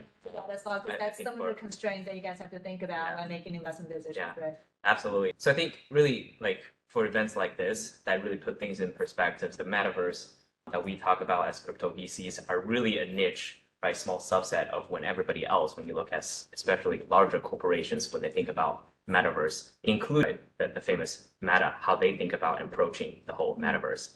But I do want to just narrow it down to a little bit of how we're talking about metaverse today as a crypto VC or as a crypto group of friends, how we're thinking about it. So I'd probably think about it from a couple layers, right? Infrastructure, middleware, and then application. So at the very outset, we've seen some early attempts like Decentraland, Sandbox, right? A lot of what Ape is doing with their whole ecosystem along with IP infrastructure. I think we're still at a very nascent stage when it comes to infrastructure, when it comes to rendering, right? Hosting, how can we host a large group of people to be online at the same time, but also be able to interact, right? Both from a visual, voice, some more robust kind of immersive experience. So from that layer, I think there's still a lot of opportunities, either from a cloud infrastructure, rendering infrastructure that we need to invest before we can render a very seamless experience for a large group of people. We're talking about not just 10, 20, but right in the case of some collections, NFT collections, you have 100,000, 200,000 people that's particularly interested in a particular festival and want to be online at the same time. So I think that is still very much a nascent opportunity for a lot of us to build and also for more robust capitals to come in. And then secondly, we're thinking about middleware later. Things like application infrastructure to empower more seamless onboarding experience. So just for an example, right? We know MetaMask is probably one of the most actively used, say, application Web3. But to have a MetaMask wallet, you'll have to go through a variety of onboarding experience. The first method is you got to memorize this 1224 seed phrase. Otherwise, you lose your fund whatsoever, right? Even at that stage, you lose about 90% of the users. So when we're thinking about mass adoption, trying to have Web2 users coming into Web3, that is a significant barrier for them to be able to come on board and even think about it. So you'll see a variety of solutions like multi-party compute, MPC wallets that give you very much a traditional experience with your social logins, emails, Facebook, that you don't have to go through all these complex and cumbersome process where a user have to really educate themselves, or otherwise you risk losing all of your assets. Things like that we categorize as a middleware layer that gives user a better onboarding experience, faster, more robust experience, so that they can get to say, oh, I want to go into the metaverse and explore. I want to sign on to a particular game, right? Just start transacting and interacting with a particular application without having to spend 30 minutes to an hour to even just before you're able kind of to be able to interact with a particular games or metaverse. And then the third, I think this is something that really is the beauty of Web3. It's about the application, the creator economy. So at the very end of the day, if you think about Web1, Web2, right, how we define it is about ownership, be able to create. But Web3 is really about both create and own. So you'll see a lot of these more, I want to say, degen type of collections, communities that really came from a grassroots experience. That really could say, I have a passion about a particular thing and be able to rally a group of like-minded users, enthusiasts, entrepreneurs to a particular vision. And collectively, they own and shape and define what that experience should be. Really, in my opinion, you have Metaverse. Those are like a box, which you can create a lot of things, more like Roblox, for example. But the difference being for every asset that you create within the Metaverse, you yourself owns that NFT. You can bring that towards different Metaverse, and ultimately you get to define how you want to, say, bring utility or generate revenue for that NFT asset that you created, which can be applied and used across different Metaverse. I just want to provide really a framework of when we look at, say, a particular project, when we look at a particular trend, right? How you think about how we might define within this kind of three-tiered model. Thank you so much for this very inspiring informational discussion. And for that, I think we actually mentioned right there, please, right there. All right, let's welcome our last but not least panelist, Christina Chan. Sorry. Where you're I love it. I was actually moderating another panel at the NYC Crypto Week. So that is why she's running in from the other event. All right, so Christina Chan. Christina is a crypto veteran. So she has joined the game since 2014, and she's the CMO of Swift Blockchain and Metapath, which is a cross-chain trading and NFT marketplace aggregator. So she also co-founded Bay Area WSB and the WSB APE Capital that focuses on NFT trading. Welcome, Christina. Thank you. Yeah. Sorry for being late. It's okay, and we have more people online, just so you're aware that sometimes you can throw a smile just over there. Yeah, all right. So we've been talking about the ecosystem and some legal trends, and then some of the perspectives how VC investors look at the way they pick deals. And so, yeah, you're not late to the game. So actually, I'm gonna let you rest for just settling for another 2-3 minutes, and we're gonna come back to you. Okay. All right. Thank you, Kevin. That was great. And so now let's switch gear to Henry and Jeff. You guys have been building amazing things in the space that is around AI and Web3, so which is really at a heat of topic these days. Tell us a little bit more about why you decided to do so when it wasn't as hot yet, and what are some of the obstacles you encountered in the past, and what are some of the now it's trendy. So what do you see your business right now? Of course. I'll start with a question. Just a quick show of hands. How many of you have used any service to create your virtual avatars? Gaming, if you played a game, you definitely have your virtual avatars. Oh, play. Okay. It doesn't have to be Pretty high. Web3, right? Yeah. It can just be any of your Web2 games that, yeah. Great. That's a high ratio. So essentially, we believe virtual humans are the gateway to the metaverse. Because in any spaces like gaming, social networking, and e-commerce, you're going to set up your virtual human avatar to represent your identity in the metaverse. And I'm sure that Jack will speak more to the identity part, but I'll share a story as well. So in 2019, I was still working at Facebook, and Facebook was working on this new service called Avatar 2.0. Essentially, Facebook wanted to unify the virtual identity across its different apps like Instagram and Facebook and WhatsApp for their own virtual avatars.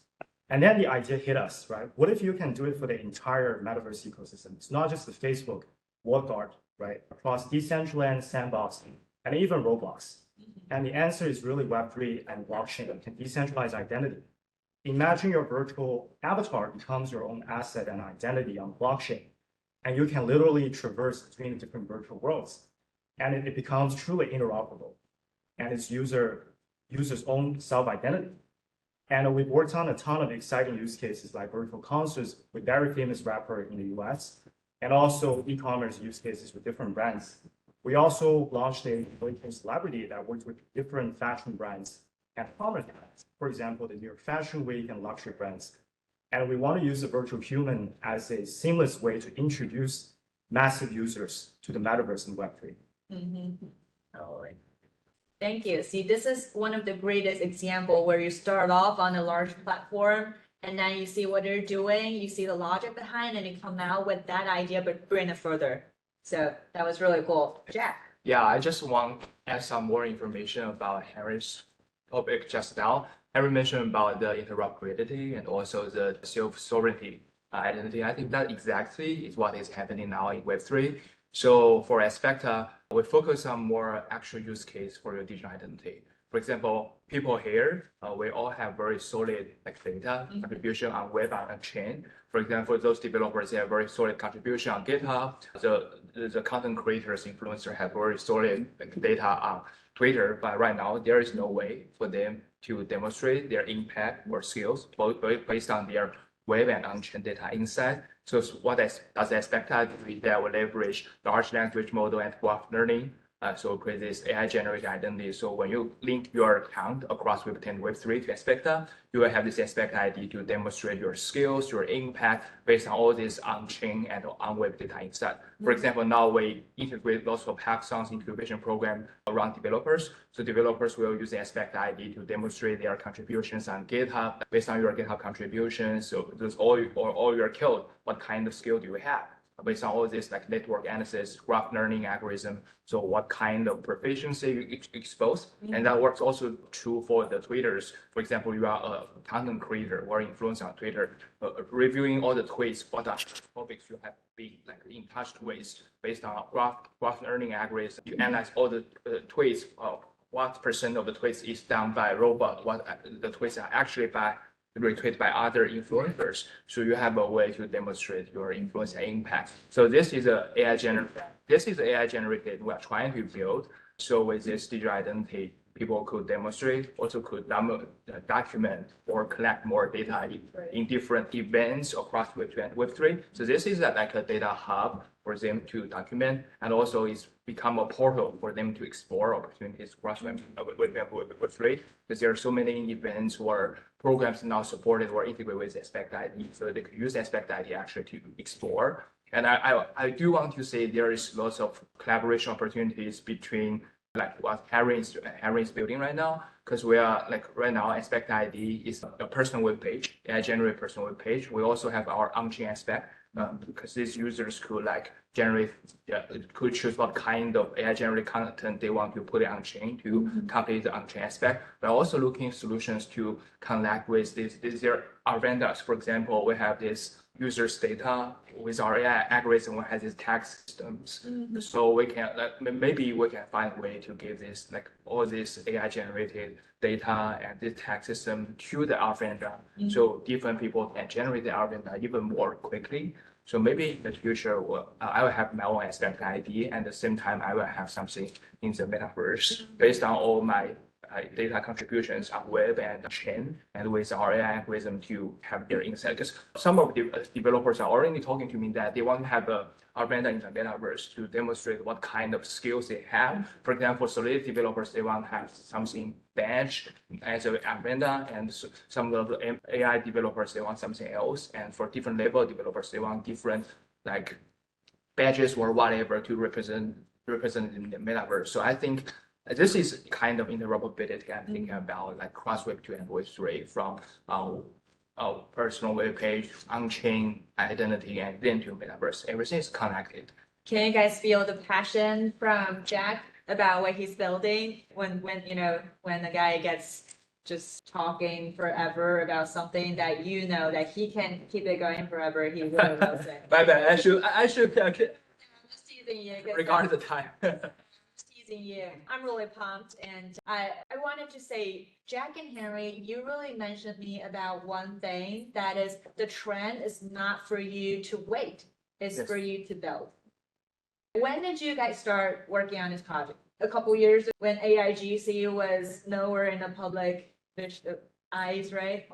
Yeah, I mean, In front of, yeah, that's the thing, that's the thing. So you build on something that not Yeah. necessarily everyone believes in, Yeah. when not necessarily everyone believes in, and then you develop that into something that's really great, and then when people wanted to come in, your valuation's already at a high. So that's the way it works. That's great. Yes, we hit a lot of AIGC stuff, and Christina, are you ready? I'm gonna switch gear to you. So I really wanted to hear from you about what you think about, we talked about the AIGC.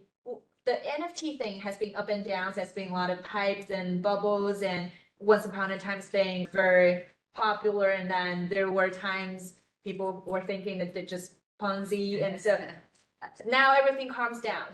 And what do you think is the roles of NFT that could play in the future, and what is the best user case that you could think of? How are some of the ways that NFT can create real values to users, not just in the Web3 space, but also in a Web2 space, actually? Okay, thank you. And again, sorry for being late. I was moderating panel at NFC NYC. A little bit about myself before answering the question. So I'm Christina. I'm the CMO of Through the Blockchain, which is a cross-blockchain trading platforms I've been building for the past about 6 years.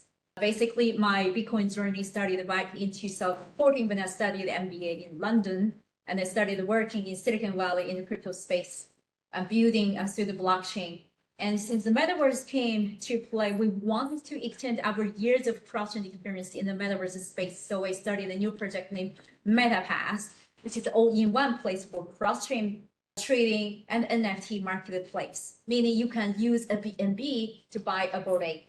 Now, AI is something and everybody's talking about. Everybody wants to adopt the new technology into the product, and we find a way to adapt into MetaPass that we are building a project that you can just talk to the platform and find the desired NFTs by the natural language conversation using the AI technology. And then so I myself is a CMO. I lead the marketing, so I always stay in the social media and getting the first-hand information about what's going on in the market. So I can say I'm a very early player of DeFi. Of course, beside on the top of trading, I've been trading Bitcoins, futures, and then when DeFi this summer came out, I've been very big into DeFi. I was so happy because traditional banks, they give you like 1% return, but in DeFi you can have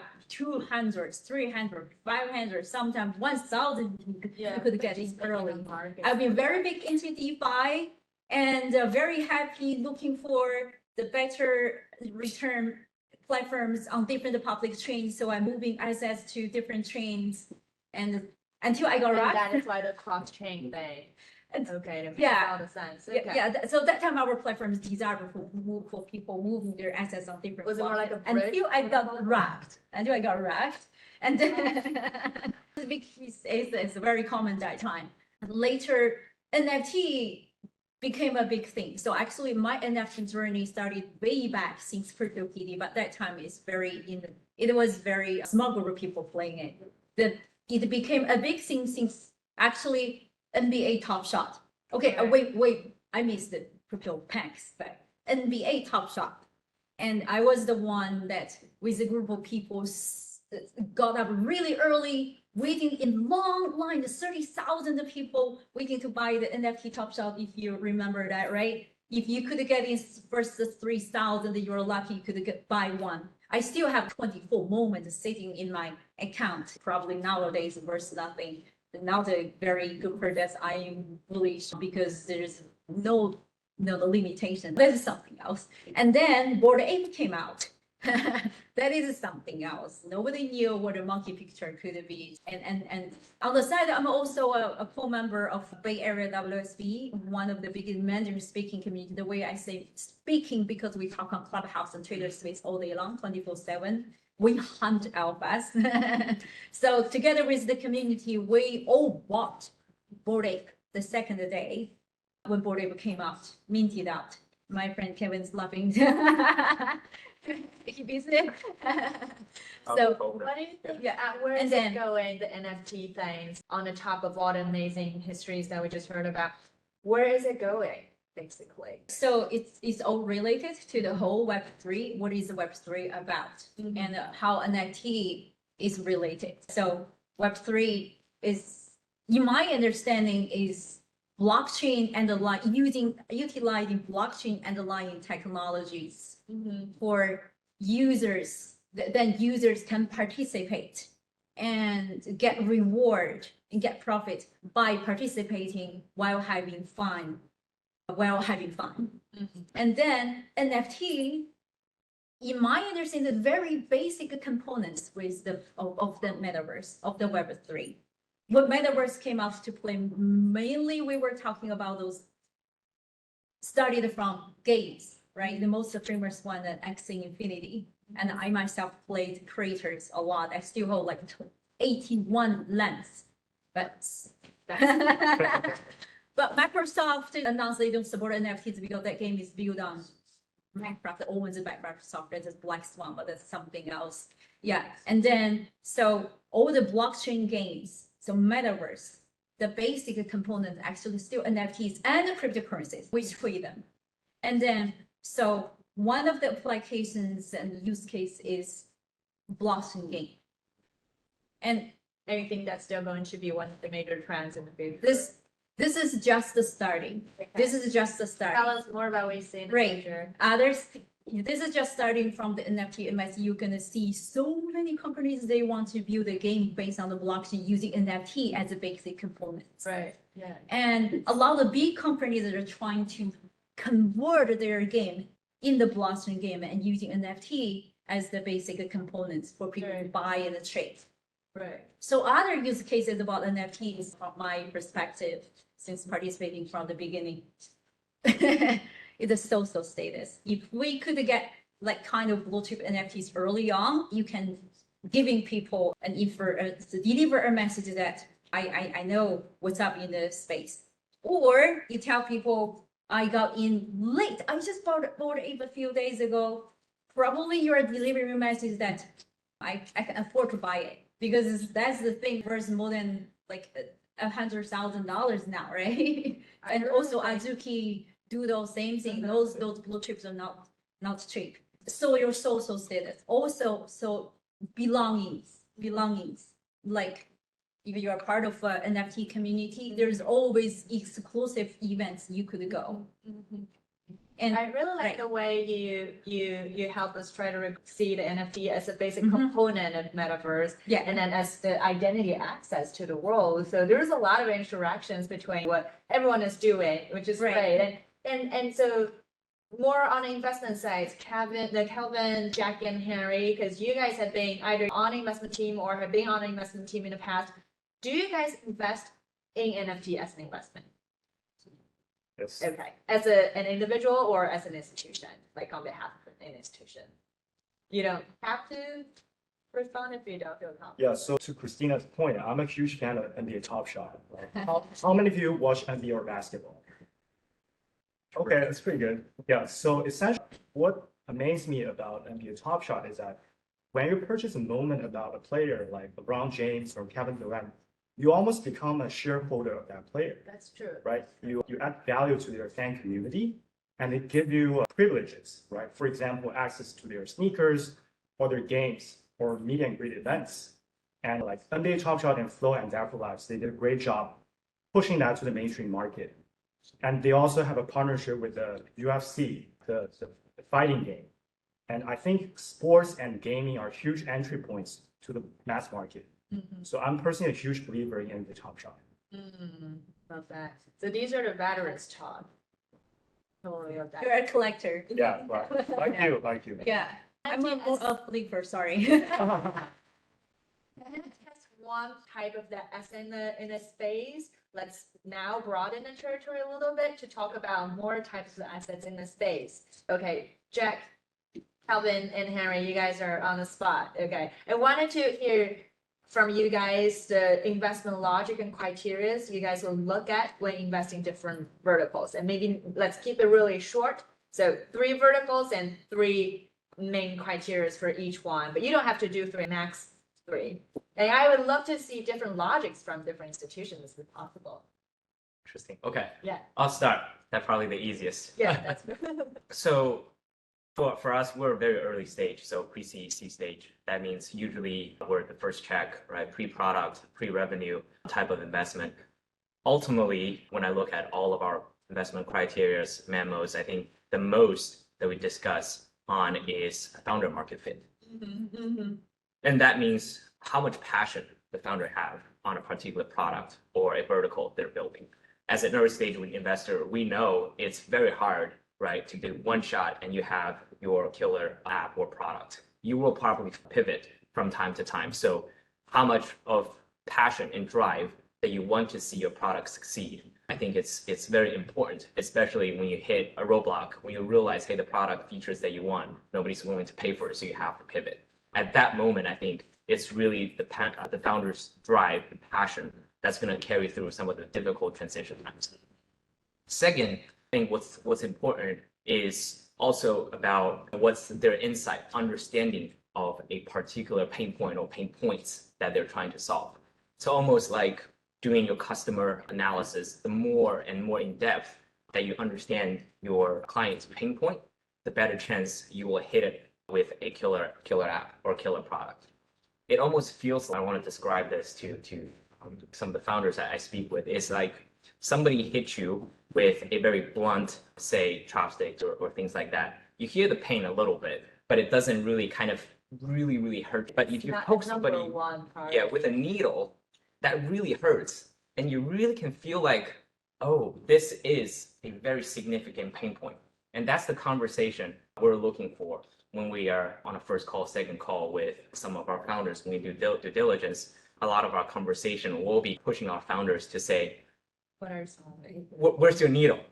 So the more pain we can feel on those conversations, I think the better it can be. So I'll highlight that and I'll pass on.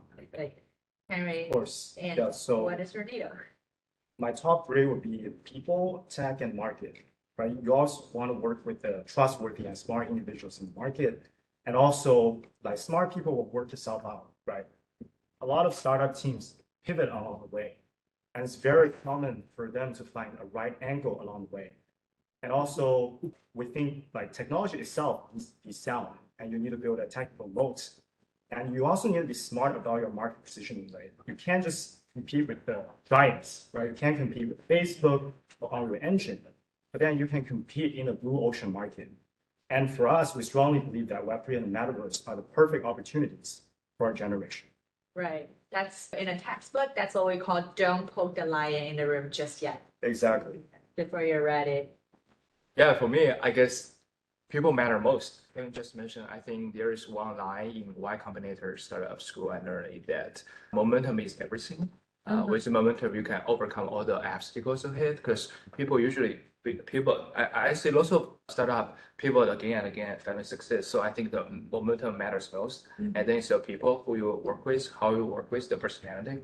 And then more down to the earth, when I think about investment or entrepreneurship, I'm thinking about like maybe 2 years ago, everyone talking about token market fit. But right now, I believe product market fit matters most. So for Expecta, we want to build a product that actually drives the traffic, actually can solve the problem. And our community and also token economy is built on the product. So right now, when I talk to others, I will focus on, okay, if there is actually pinpoint you're trying to solve, is there a product that is solid enough for people to actually use? And then I will think about token market fit. So this is my logic. And then, but one thing I want to highlight that for founders, beyond the topic, you should have a consensus. You should create a consensus that could drive the community to believe in, and then you have a product to support your consensus, which means it's also echo with Kevin's statement that the founder has a very clear logic and in-depth understanding what he's trying to build. Also echo to Henry's statement that what's the positioning of this founder, their project in the industry. The founder has to be very clear about what he's trying to build, the roadmap ahead, and also has the ability to actually build a product and drive the massive adoption, and then a token economy built on that. So to summarize, momentum, and then product market fit, and of course, a very clear mind and the positioning of the venture. Cool. Momentum, product market fit. Things like I would say like your, What was the third one again?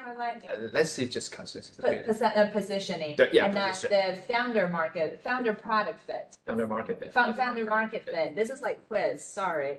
Yeah, founder market fit. And people, technology, and what's in Market. Market, okay. So everyone got it? That's the quiz time, okay.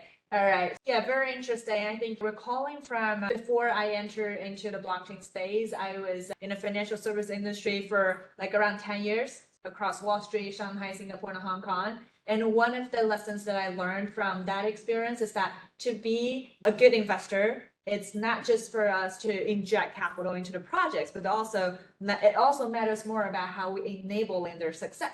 And that is why this project and this company that we're founding right now.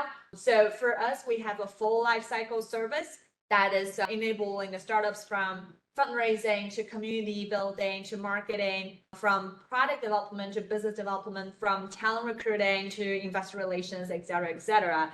And for that, we now have over 300 venture capital funds on our platform that constantly sourcing deals from our platform or bringing their own portfolio deals into our incubators. So, and Jack, as Factor, is actually one of our first batch of the startup projects. And very excitingly, correct me if I'm wrong, number-wise, Jack, the project, they just closed a 35 million round with Gen funds or No, it's 30.5. 30, Yes, you're right. Okay, so money. Yeah. Yes. Yeah. Run up. Yeah. Yeah. I'm talking about valuation. You're talking about maybe the fundraise. Okay, Yes. so we're not off that much.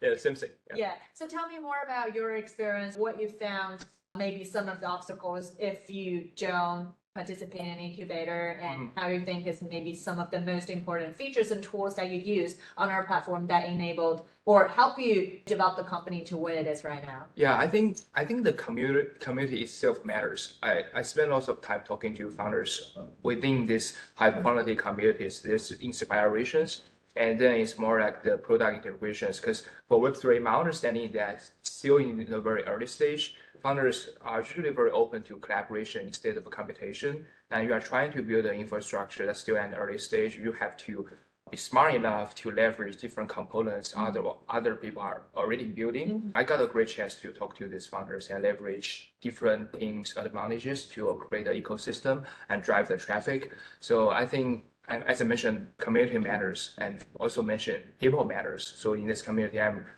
very lucky to meet these people. They give me inspiration not only about the product itself, but also like some inspirations of how to collaborate with each other. I think this is the most important thing when you decide to go to your incubation program. I think, as you mentioned, there are lots of resources, lots of recruiting opportunities. This is important, but I still believe people within this community matters the most. And for example, we know that there is also always accessibility for you to get to know a VC. That is not the hard. The hard part is how to like convince a VC. So it's put money on it. Yeah. Channel is not that important right now.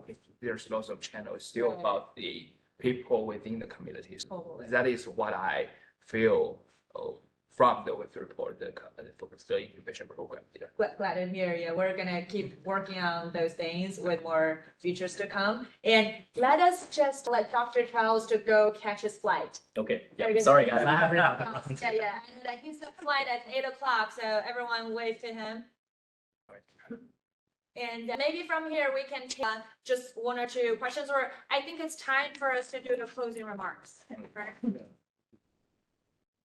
David, tell me. Is this about the closing remarks? All right, so we're going to take the questions offline. And thank you for all the panelists today. I really enjoyed the conversation. I would love to hear more and learn more from all of you guys. So let's keep the conversation going on after the event. Thank you. And so the next. Yeah, I tripped on it already. Alrighty, so Ramesh, open please. Yeah. Back here. It's all yours. Floor is yours. All right. Is it still working? It's on. Yeah, get the battery. Dead battery. Yeah, dead battery. Take a good photo before we have to send our Dr. Charles. Yes. So you guys. Yeah, you can fix it? Hold on, I'm gonna get somebody, this guy to fix it. So我们还大家 spread out。后往这边站，知道吧？你往这边前往那个站，留出那个标志。哦 ，OK。Move to this side. Okay. Move. Okay. Now. All right. Good.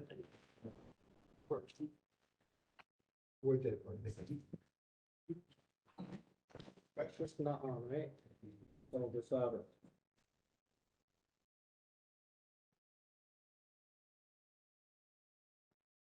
Okay. All right. Thank you. Thank you.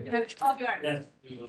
Closing, Rob's everything. Okay, so I think today we had covered 40 topics.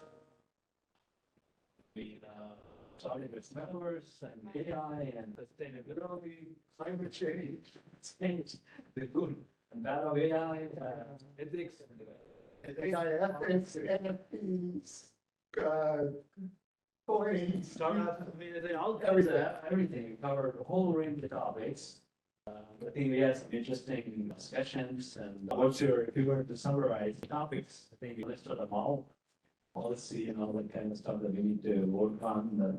What's your summary? What do you summarize? Like a 1 sentence, 2 sentence, what's your review of the event? And I'll think about what I should say. I think when people raise the issues of the metaverse, it's not a standalone topic. It's become quite clear that there's overlap between metaverse and AI and blockchains and many of the technical foundations of the next generation internet. And we can't analyze them by themselves. They obviously have an effect on the climate and on the world in which we live, both the material world, but also the intellectual or information world in which we live. And so I think as the field goes forward, it really needs to take all of those effects into account. Yeah. So my take would be like, at least from my perspective, it's clear that we need standards. Right? That's obvious from the discussions that happened today in terms of the technical standards. We also need some policy and help the policymakers, like stuff.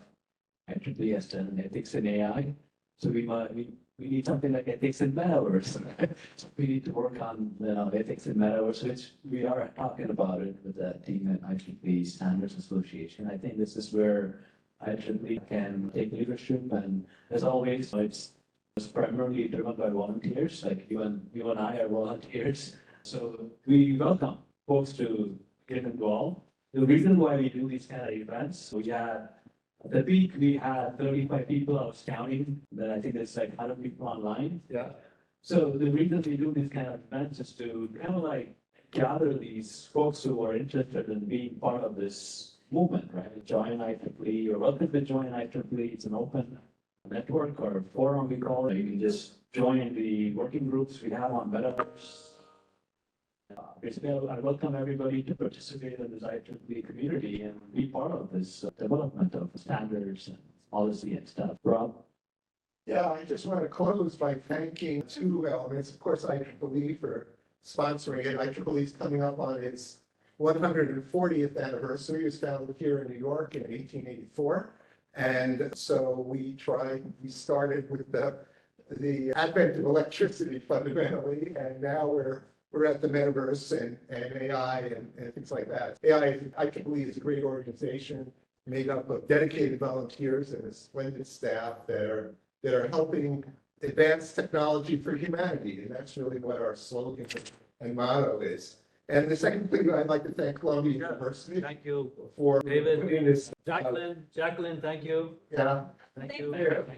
Giving us this venue. Yeah. I should say personally, my computing career started here at Columbia as a high school student in 1972 when they invited us to use their IBM 360 in a comp center here on Broadway. Now I know your age.